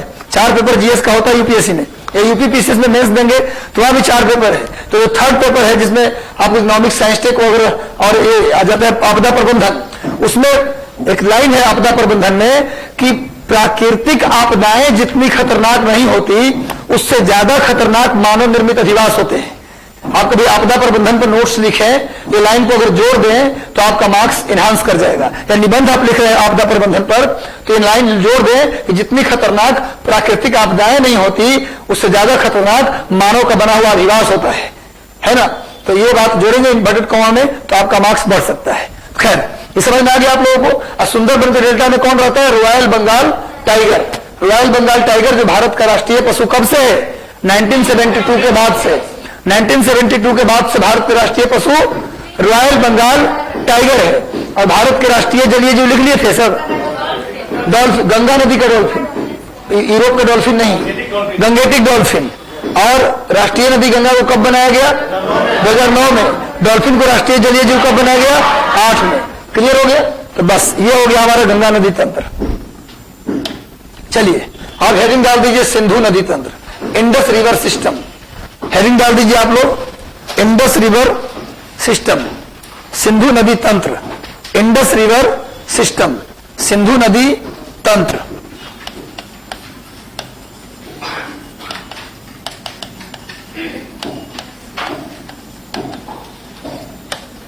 सिंधु नदी तंत्र। नदी तंत्र क्यों बोलते हैं, सिस्टम क्यों बोलते हैं? क्योंकि इसमें कई सारी नदियां आके मिलती हैं। सिंधु में मिलने वाली कई सारी नदियां हैं, इसीलिए इसको हम लोग क्या बोलते हैं? तंत्र। गंगा नदी तंत्र क्यों बोले? क्योंकि गंगा अकेले हम लोग नहीं पढ़े हैं, कई नदियों के साथ पढ़े हैं। ये सिंधु नदी को भी अकेले नहीं पढ़ेंगे हम लोग, कई नदियों के साथ पढ़ेंगे। अभी बनाइएगा मत, एक छोटा सा भारत का मैप बना के मैं समझा रहा हूं आप लोगों को। देखो यहां पर आपने देखा होगा मानसरोवर झील और आकसताल झील। आपने यहां देखा होगा एक दर्रा जिसका नाम है सिपकिला दर्रा। सिपकिला दर्रा से ऊपर जाएंगे तो एक दर्रा मिलेगा बड़ा लाचला दर्रा, ये पढ़ाया था मैंने जब ग्रेटर हिमालय बनाया था। तो सिंधु नदी का जो उद्गम स्थल है वो मानसरोवर झील के पास में ही है। चलिए एक सेकेंड देखिए, हेडिंग डाल दी आप लोग इसको। चलिए देखिए, मैप से थोड़ा बाहर निकाल दिए ताकि आप थोड़ा सा मैप में संकीर्ण हो जाता है कि बहुत सारी नदियां हमको बताना है। ये कौन सा झील है बताया था आपको, याद होगा? मानसरोवर झील। अभी बनाइएगा मत, केवल देखते रहिए। मानसरोवर झील, इसका नाम क्या है? राकसताल झील। यहां से निकलती है ब्रह्मपुत्र, कल ही पढ़ाया है। यहां से कौन निकलती है? ब्रह्मपुत्र, जिसको तिब्बत में क्या बोलते हैं? सांगपो या फिर यारलुंग जांगबो। तिब्बत में ब्रह्मपुत्र को कल मैंने बताया था कि ब्रह्मपुत्र को तिब्बत में सापो या सांगपो बोलते हैं या यारलुंग जांगबो बोलते हैं। सांगपो का मतलब होता है पवित्र नदी। तिब्बत के लोग ब्रह्मपुत्र को पवित्र मानते हैं, इसलिए तिब्बती भाषा में पवित्र नदी को सांगपो कहा जाता है। जैसे पवित्र नदी को अंग्रेजी में हॉली रिवर बोलते हैं, वैसे ही पवित्र नदी को तिब्बती भाषा में सांगपो कहते हैं। इसलिए ब्रह्मपुत्र नदी को तिब्बत में सांगपो या फिर यारलुंग जांगबो कहते हैं। वो कहां से निकलती है? मानसरोवर झील के बताया था चेमान युंग डुंग ग्लेशियर से। मानसरोवर के चेमान युंग डुंग ग्लेशियर से, कल मैंने इसको बता दिया, इसलिए दोबारा लिख नहीं रहे। राकसताल से एक नदी निकलती है, कल भी निकाला था, उसका नाम है सतलज नदी। क्या नाम है भाई? सतलज नदी। और सतलज नदी इंडिया में प्रवेश करती है किस दर्रा से? सिपकिला दर्रा। सिपकिला दर्रा हिमाचल प्रदेश में, सिपकिला दर्रा हम लोग मैप से पढ़ चुके हैं पहले ही। सिपकिला दर्रा हिमाचल में, सिपकिला पास, वहीं से ये इंडिया में प्रवेश करती। पूछा जाए सतलज निकलती कहां से? तो राजस्थान से। और इंडिया में प्रवेश कहां से करती है? तो सिपकिला दर्रा से। कहां प्रवेश करती है? हिमाचल प्रदेश में। क्लियर है? इसी के जस्ट ऊपर, सिपकिला दर्रा के जस्ट ऊपर एक कुंड है, कुल्लू पहाड़ी में। इसके ऊपर आओगे तो कौन सी पहाड़ी है? कुल्लू पहाड़ी। कुल्लू पहाड़ी में एक कुंड है जिसका नाम है ब्यास कुंड। क्या नाम है इसका? ब्यास कुंड। ब्यास कुंड से निकलती है ब्यास नदी। ब्यास को ऐसे लिखते हैं, ब्यास कुंड से कौन नदी निकलती है? ब्यास नदी। उसी के जस्ट ऊपर एक दर्रा है, इसका नाम है रोहतांग दर्रा। क्या नाम है? रोहतांग दर्रा। और रोहतांग दर्रा से एक नदी निकलती है, इसका नाम है रावी नदी। आपको मैंने इसको भी लिखवा दिया पहले ही। रोहतांग दर्रा में पढ़ा रहा था तो बताया था दो बात। एक बताया था कि रावी नदी रोहतांग दर्रा से निकलती है, और दूसरा बताया था कि उसी दर्रा से होते एक टनल बनाया गया है जिसका नाम है अटल टनल। लिखवाया था हाल ही में मोदी जी ने एक नए टनल, पहाड़ में एक सुरंग का उद्घाटन किया है जिसका नाम है अटल टनल, और रोहतांग दर्रा से ही कनेक्टेड है। जैसे मैंने कहा था जवाहर सुरंग से 2 टनल कनेक्टेड है, जवाहर सुरंग से 2 टनल कनेक्टेड है। एक टनल पुराना है जिसको हम लोग बोलते हैं जवाहर, सॉरी ना, मैंने बताया था बनिहाल दर्रा से, सॉरी बनिहाल दर्रा से 2 टनल कनेक्टेड है। एक कौन? जवाहर सुरंग, और दूसरा चेनानी नासरी सुरंग। अभी हाल ही में एक सुरंग बनाया चेनानी नासरी सुरंग, जो भारत का और एशिया महादेश का सबसे लंबा सड़क सुरंग है। तो चेनानी नासरी सुरंग, जिसको श्यामा प्रसाद मुखर्जी सुरंग भी कहते हैं। हाँ तो वही तो बता रहे हैं, श्यामा प्रसाद मुखर्जी सुरंग और जवाहर सुरंग किससे कनेक्टेड है? बनिहाल दर्रा से। उसी प्रकार से रोहतांग दर्रा से कौन कनेक्टेड है? अटल सुरंग, है ना। यहां से कौन नदी निकलती है? रावी नदी। ये बात पहले हम लिखवा चुके हैं, अगर कॉपी पलटिएगा तो सारी बातें मिल जाएंगी। तो रोहतांग दर्रा से कौन निकलती है? रावी नदी। और रोहतांग दर्रा है कहां? वो हिमाचल प्रदेश के कांगड़ा जिले में। हिमाचल प्रदेश का एक जिला है कांगड़ा। हिमाचल प्रदेश के कौन जिले में है? कांगड़ा जिले। यहां लिख दीजिए कांगड़ा तो ज्यादा ठीक रहेगा, कांगड़ा। हिमाचल प्रदेश के कांगड़ा जिले में पड़ता है रोहतांग दर्रा। वहां से कौन सी नदी निकलती है? रावी नदी। अब सुनिए, इसी के ऊपर एक और दर्रा है, इसी के जस्ट ऊपर में एक और दर्रा है। उस दर्रा के अंदर, मैं पहले भी बताया था फिर बता रहा हूं, 2 झील है। एक का नाम है चंद्रा झील और एक का नाम है भागा झील। चंद्रा और भागा ये 2 झील हैं जो दर्रा के अंदर ही हैं, जो दर्रा के अंदर हैं। इस दर्रा का नाम है बड़ा लाचला दर्रा। इस दर्रा का नाम क्या है? बड़ा लाचला दर्रा।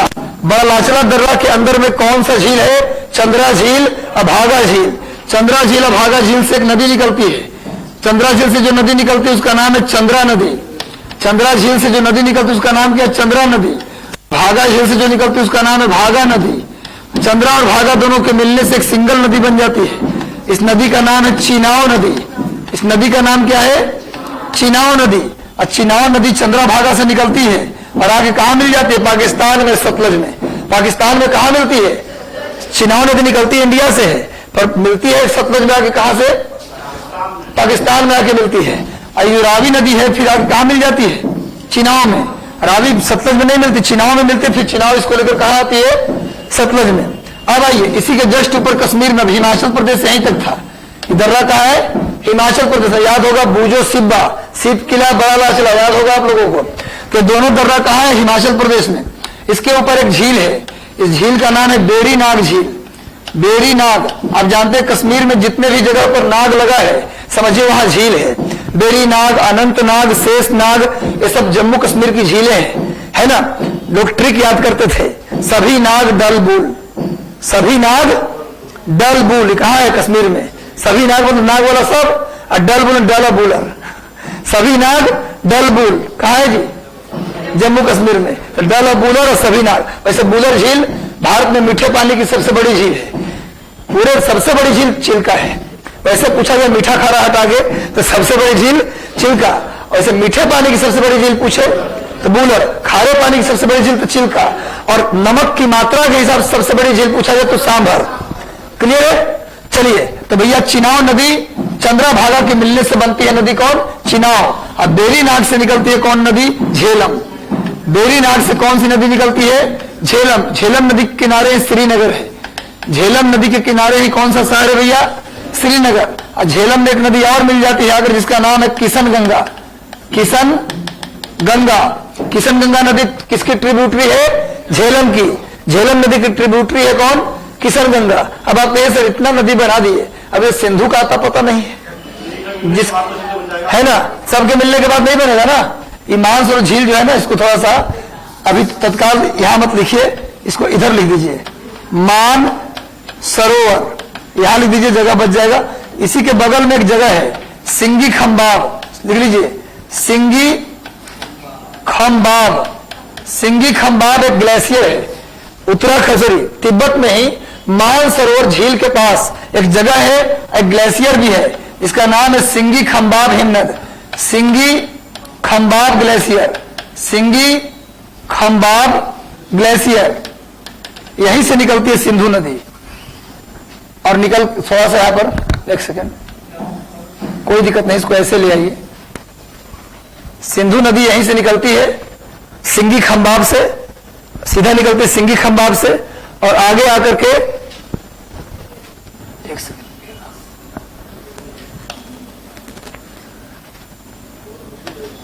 कोई बात नहीं, बना लीजिएगा, फोटो इसका ले लीजिएगा।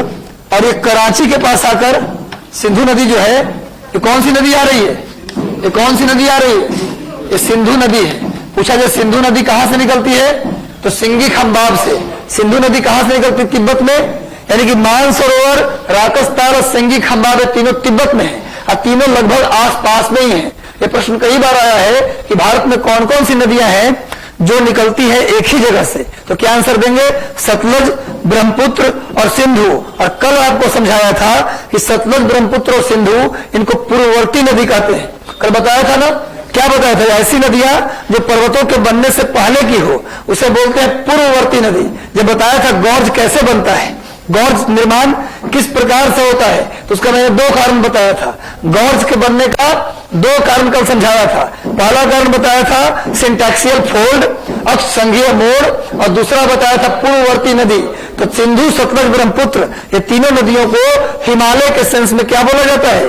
पूर्ववर्ती नदी। पूर्ववर्ती नदी ऐसी नदियां जो पर्वतों को काट कर बहे या पर्वतों के बनने से पहले की हो उसे पूर्ववर्ती नदी कहते हैं। और ऐसी नदियां जो पर्वतों के ढाल के अकॉर्डिंग बहे, यानी पर्वत के बनने के बाद बनी हो, उसे बोलते हैं अनुवर्ती नदी। बताया था। तो चलिए इसको बना लीजिए। और ये गिरती है कराची के पास अरब सागर में। कहां गिरती है? कराची के पास अरब सागर में। कराची के पास कहां गिरती है? अरब सागर में। इधर से भी कुछ नदियां मिलती है, इधर से भी कुछ नदियां मिलती है। इसका नाम है काबुल नदी। काबुल नदी, इसका नाम है जोस्कर नदी, सॉरी काबुल नदी। इसके बाद गिलगित नदी, गिलगित नदी। इसके बाद जोस्कर नदी। इसके बाद सिगार नदी, यानी कि सिंधु नदी में अफगानिस्तान, पाकिस्तान की तरफ से कौन कौन सी नदियां मिलती है? काबुल, गिलगित, जोस्कर और सिगार। गिलगित क्षेत्र का भी नाम है और जोस्कर एक पर्वत का भी नाम है, मैंने बताया था आपको। ट्रांस रेंज में मैंने बताया था कि जोस्कर कहां है? हिमालय से लगा हुआ है, पर किसमें आता है वो? ट्रांस में, मैंने बताया था आपको। और इधर से एक नदी मिलती है आकर, इसका नाम है श्योक नदी। क्या नाम है? श्योक नदी। और श्योक नदी में एक नदी आकर मिलती है जिसका नाम है नुब्रा नदी। क्या नाम है? नुब्रा नदी है। भारत की सबसे छोटी नदी है। भारत की सबसे छोटी नदी कौन है? नुब्रा। इसको बनाइए, हाँ बनाइए, स्टार्ट कीजिए। सतलज, ब्रह्मपुत्र नहीं, सिंधु। सतलज और सिंधु मिल जाता है। डिफिकल्ट तो नहीं है, लेकिन स्टार्ट यहीं से करिए, इस कॉर्नर से कीजिए। समझा देते हैं, हाँ समझा देते हैं पूरा। देखिए मानसरोवर, राकसताल झील यहां आसपास में है। मानसरोवर से निकलते ब्रह्मपुत्र, जिसको तिब्बत में सांगपो कहते हैं। राकसताल से निकलते सतलज, ये भारत में एंटर करते हैं कहां से? सिपकिला दर्रा से।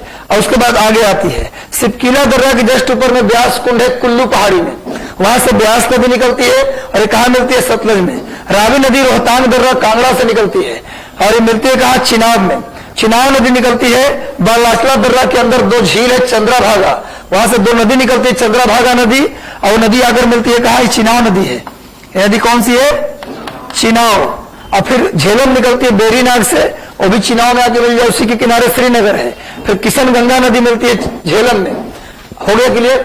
अब तो हो गया होगा, बनाइए। कहा? जो गिलगित नदी, रुक जाओ साफ लिख देता।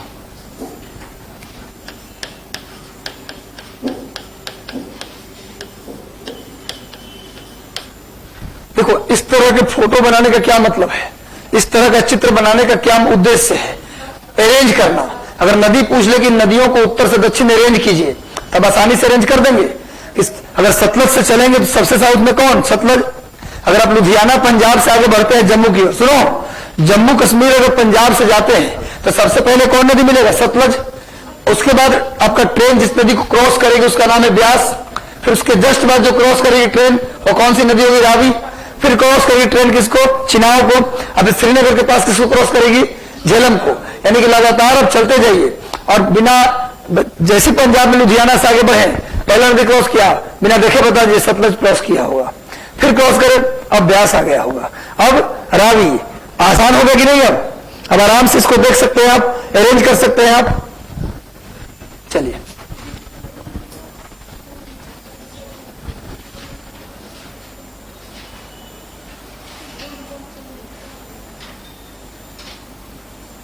चमक रहा है बोर्ड।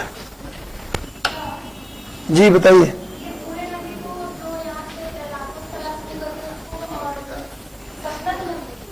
हाँ, राकस्थान से जो निकल रही ना है, ये पूरा सतलज है, यहां तक ये सब सतलज है।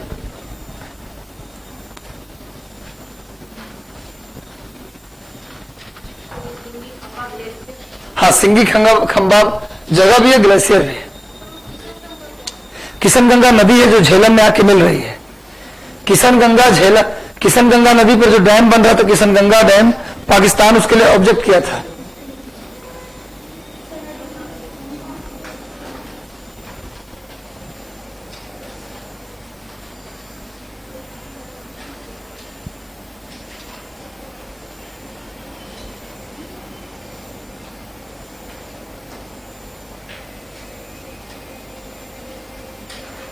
यूपीएससी में नदियों को अरेंज करने दे देता है कि नदियों को अरेंज कीजिए दक्षिण से उत्तर, उत्तर से दक्षिण। तो अब तो मुझे लगता है कि अरेंजमेंट में कोई दिक्कत नहीं होगा। जी बताइए। सिंगी खंगाब के ऊपर ये सिंगी खंबा, ये मानसरोवर है। अरे इस झील का नाम रुको, ये झील जो है ना, ये वाला, इसका नाम है मानसरोवर।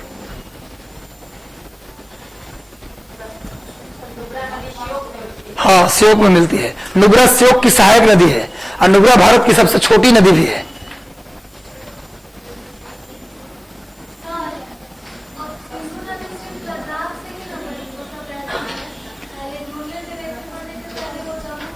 हाँ, अब लद्दाख से ही मुड़ जाती, सीधे पाकिस्तान चली जाती है। बिल्कुल।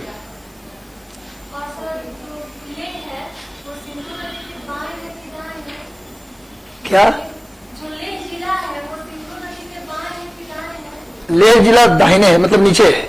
मतलब इधर से जाएंगे आप तो नहीं, इधर से जाएंगे तो दाहिने हो जाएगा, बाएं हो जाएगा, बाएं बाएं बाएं। लेह सिंधु नदी के बाएं। जो भी सुन लो, मैं बता दे रहा हूं, सिंधु नदी के साउथ में जितने भी हैं, जो अभी दिख रहा है सामने से, वो सब बाएं पड़ जाएगा। क्योंकि आप इसको क्या, वो नदी के बाएं दाहिने पहचानने का नियम अभी बताया था आपको। हाँ, अब पीओके में जो भी पार्ट मिलेगा वो सब सिंधु नदी के क्या होगा? दाहिने होगा। पीओके में जो मिलेगा पार्ट वो सब सिंधु नदी क्या होगा? दाहिने होगा। हाँ, बेरीनाग से झेलम निकलती है। सुनो, जहां से सिंधु नदी एकाएक मुड़ रही है, वहां पर भी क्या बनेगा? गॉर्ज। इसी का नाम है इंडस गॉर्ज। कल लिखवाया था ना, पूरे दुनिया के सबसे गहरा गॉर्ज का नाम कल लिखवाया था, इंडस गॉर्ज, जिसको हम लोग बुंजी गॉर्ज भी कहते हैं। कल लिखवाया हुआ था सारा। दुनिया का सबसे गहरा गॉर्ज इंडस गॉर्ज 5200 मीटर इसकी गहराई है, 5200 मीटर गहरी है। और इसका दूसरा नाम है बुंजी गॉर्ज, बुंजी। खंबाब, खंबाब, खंबाब, वहां से निकलती है सिंधु नदी।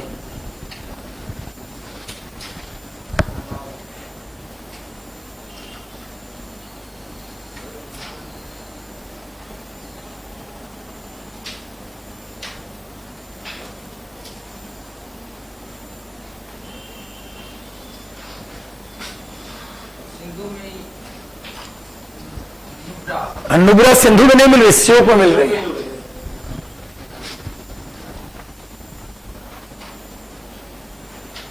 श्योक नदी को खूनी नदी भी कहते हैं, ब्लडी रिवर, क्योंकि वहां पर लोग, व्यापारी लोग जाते थे उसमें, तो इतना तेज धारा होता था कि वो अपने आप नाव पलट जाना, नाव डूब जाना, वहां पर हमेशा शिकायत आता था। इस श्योक नदी को खतरनाक नदी माना जाता है। चीन और भारत की सीमा पर पड़ता है। अभी गलवान घाटी आपने नाम सुना था? अभी हाल ही में हमारे सैनिक कुछ गलवान घाटी में शहीद हो गए। लेकिन ये श्योक नदी की ही ट्रिब्यूटरी गलवान भी है। गलवान नदी का भी संबंध किससे है? श्योक से। हाँ, गलवान नदी है। गलवान घाटी जिसमें लग गया, ज्यादातर नदी का नाम होता है। तो गलवान नदी घाटी में ही फैटम फैटी हुआ था चीन और भारत के सेनाओं के बीच। भारत और चीन की सेना के बीच जो लड़ाई होता है, जिस पर कॉलेज और विश्वविद्यालय में लड़के लड़ते ना, बेल्ट निकाल लिए, कांटा निकाल लिए, छुरी निकाल लिए, वहां पर बंदूक से लड़ाई नहीं होता। एक फैट उसको मार दिया, दो फैट उसको मार, दोनों ऐसे ऐसे कर रहे हैं हत्थी, वो लड़ाई होता है। वहां बंदूक से लड़ाई होता ही नहीं है। और चीन वाला सब बदमाश है, वो पूरा कांटा उटा लपेट के आता है हाथ में और उसी से फैट से मारता है ना। तो जो बच्चा वाला लड़ाई नहीं होता है, वैसा चीन की आदत है गांव के किसानों जैसा। एक खेत में आली काट काट करके पहुंच गए दूसरे के खेत में, और धीरे धीरे चीन अपने सैनिकों तक एकदम 10 कदम बढ़ते जाओ, एकाएक मत बढ़ना, 50 मीटर 100 मीटर खड़ा हो जाओ, बोला अभी भी सब हमारा है। वहां अमीन न लेकिन नाप लेगा फिर से कि लड़ाई हुआ तो अमीन को बुला लिए, जिसका जहां घेर लिया वहां तो जो ताकतवर वही घेरेगा। हाँ, जौस्कर, सिगार। अच्छा ये बताओ, सिंधु नदी में इस तरफ से जो नदी मिल रही है वो किधर से मिल रही है, बाएं की दाहिने? लो अब ठीक से देखो, नदी जिधर जाती है उधर खड़े हो जाओ, तो सब दाहिने ही है अब बाएं ही है। तो इस तरफ से जो मिल रही है बाएं मिल रही है, यानी कि चिनाव, रावी, झेलम ये सब बाएं से मिल रही है, और बाकी काबुल, जौस्कर, सिगार, सोग ये सब दाहिने से मिल रही है। अभी समझाया हूं कि नदी में कौन बायां कौन दाहिना पकड़ना है, तो पकड़ लेंगे आप। मैप में भी नदी को देख के आप बता सकते हैं कौन इसका दाहिना किनारा है, कौन इसका बायां किनारा है, बता देंगे नहीं बता देंगे? चलिए, किशनगंगा का स्पेशली कोई ऐसी जगह नहीं है, काराकोरम पास, काराकोरम दर्रा के आसपास से, काराकोरम दर्रा के आसपास ही काराकोरम पास लोकेशन पेशावर के आसपास मिलती है। हम मिठानकोट के, पेशावर मिठानकोट दोनों आसपास में ही है। मिठानकोट एग्जैक्टली प्लेस मिठानकोट है जहां मिलती है सतलज, उसका नाम क्या है? मिठानकोट। मिठानकोट जहां मिलती है, एग्जैक्टली मिल रही है, उसका जगह का नाम है मिठानकोट। जहां पर सतलज मिल रही है सिंधु से, उस जगह का नाम है मिठानकोट।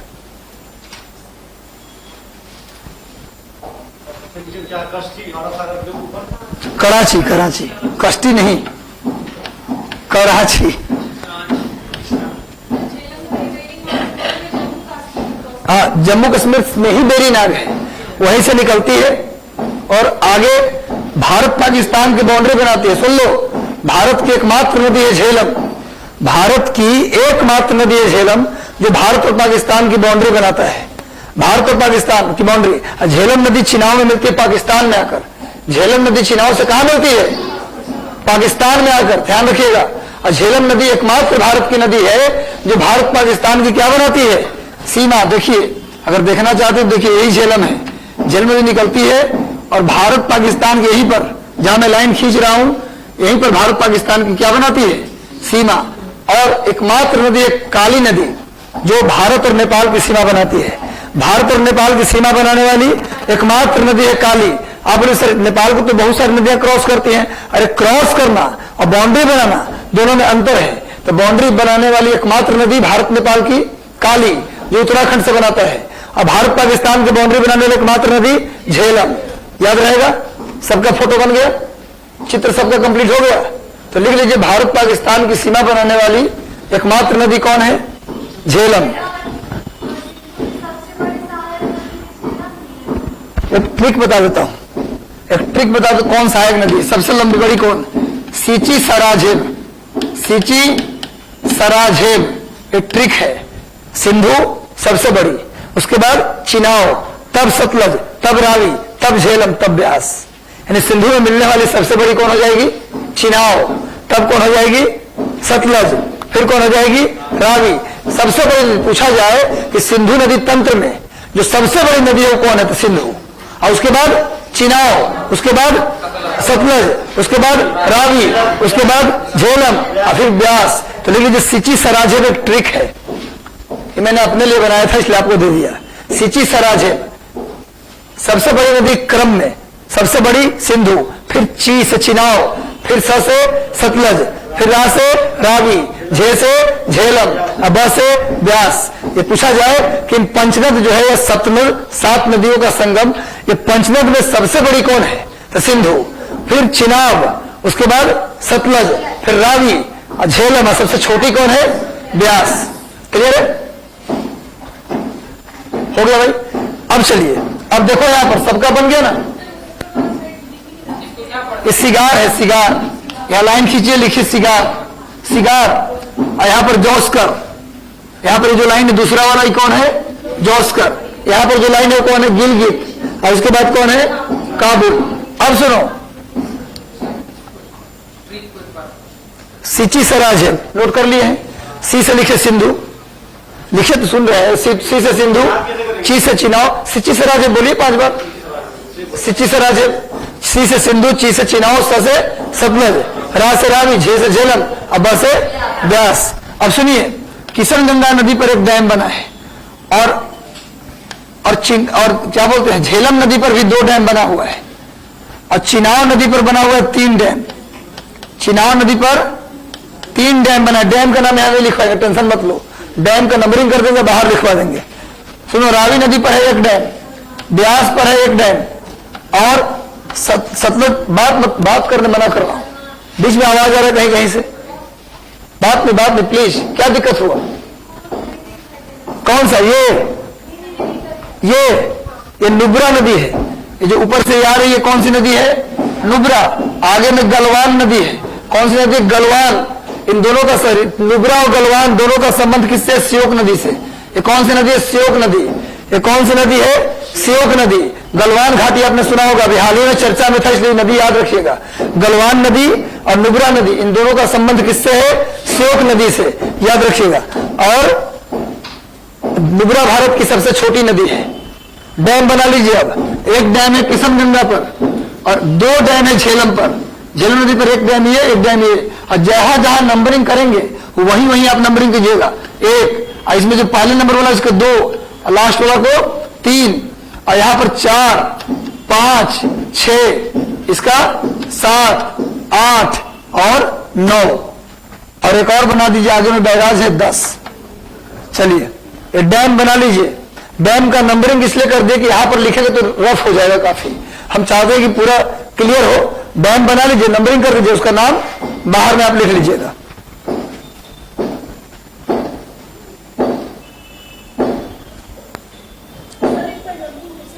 देखिए, किशनगंगा पर जो 1 नंबर है और जो झेलम नदी है उसमें 2 डैम है। पहले वाले का 2 और दूसरे वाले का, ऊपर वाले का 3 दीजिए, नीचे वाले का 2 दे दीजिए।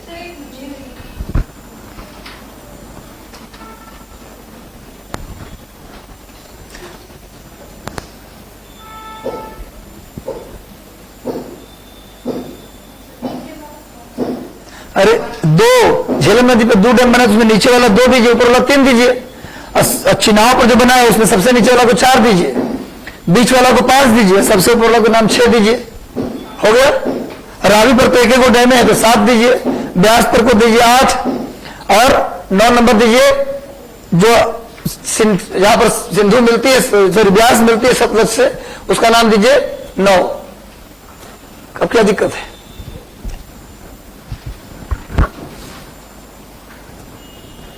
कर लिया नोट? करिए, सबको मौका मिलना चाहिए।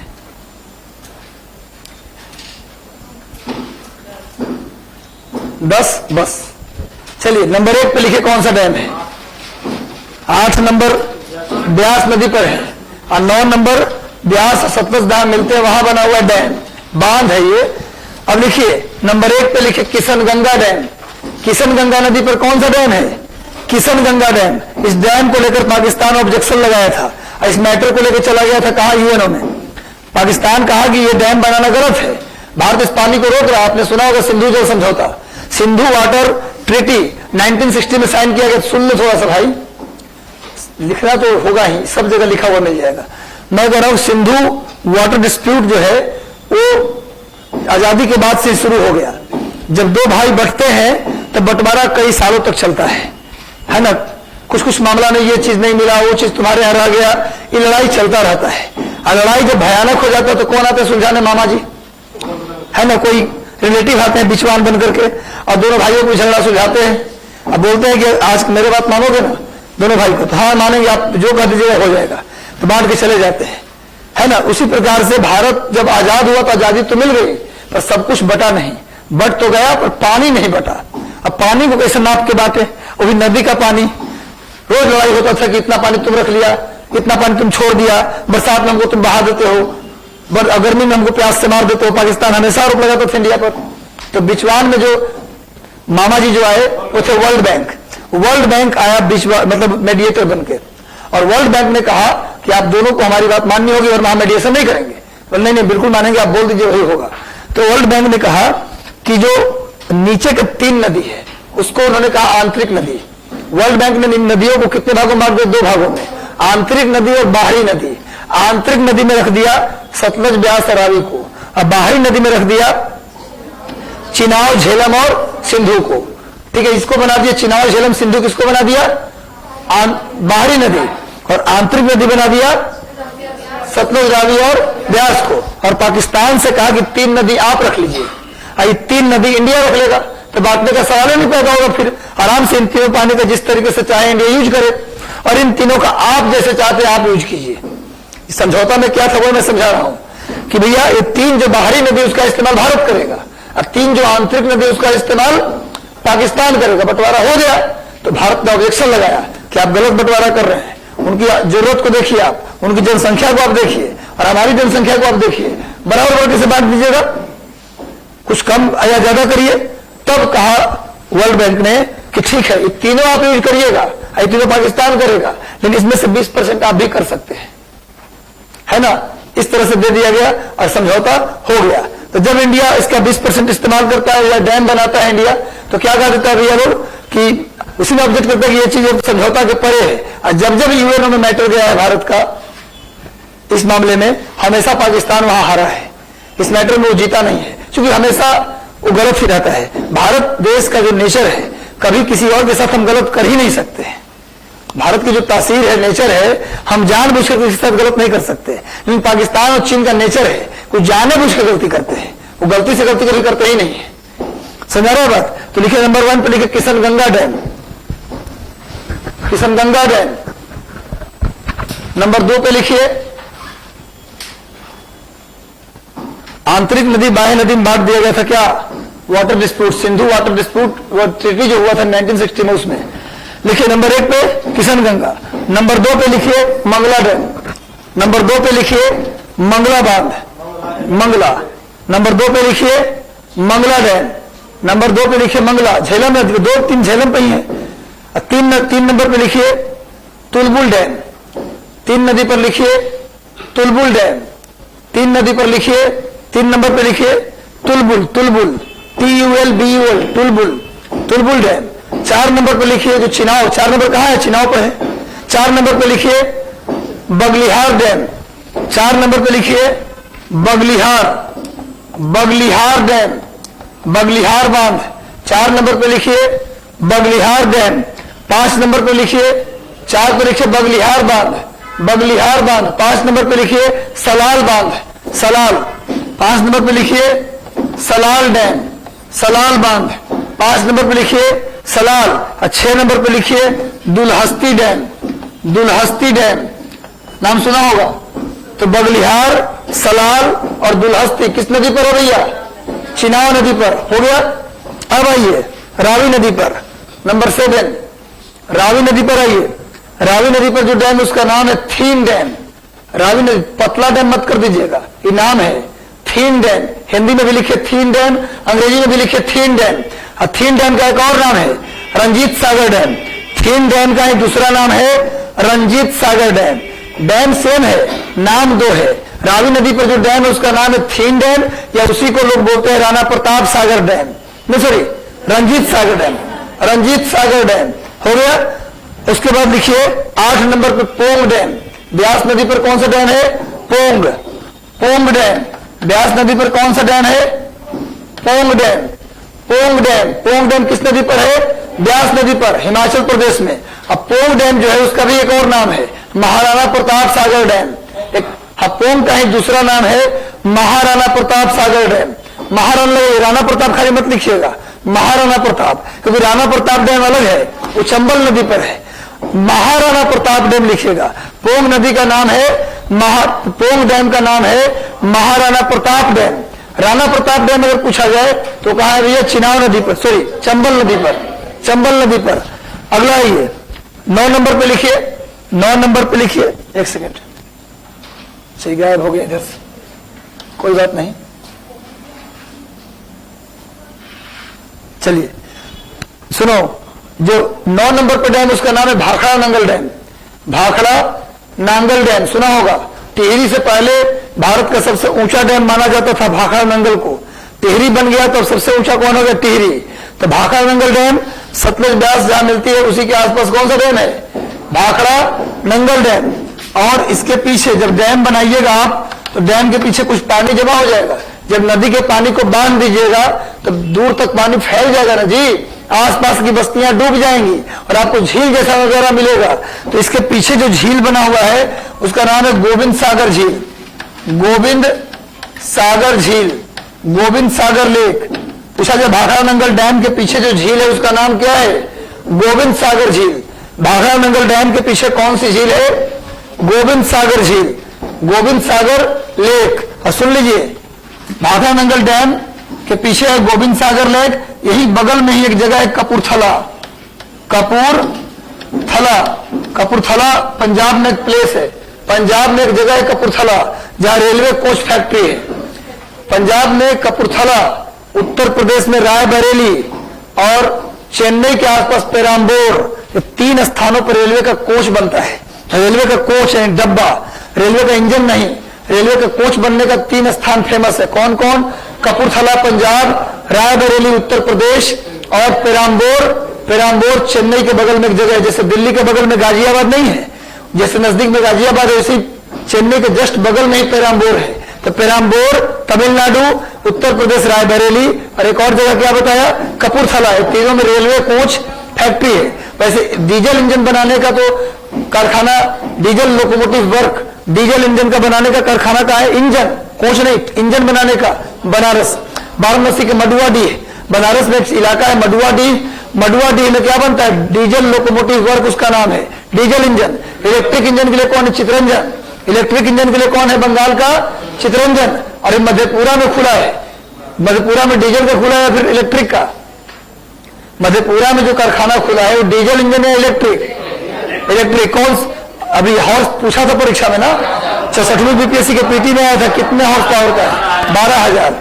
तो सर परीक्षा में बहुत लोग गलती की थे, तब समझ में आ गया कि 12,000 हो गया। समझ में आ रहा भाई? तो रेलवे कोच फैक्ट्री भी जान गए कपूरथला। इसका नाम है हरिके बैराज। इसका नाम है हरिके बैराज। जब बांध बड़ा हो तो उसको बोलते हैं डैम, लेकिन जब छोटा डैम हो तो क्या बोलते हैं उसको? बैराज। छोटे बांध को क्या बोला जाता है? बैराज। जब बांध छोटा हो तो उसे क्या बोला जाता है? बैराज। हरिके बैराज पंजाब में हरिके नामक स्थान पर, पंजाब में हरिके नामक स्थान पर, हरिके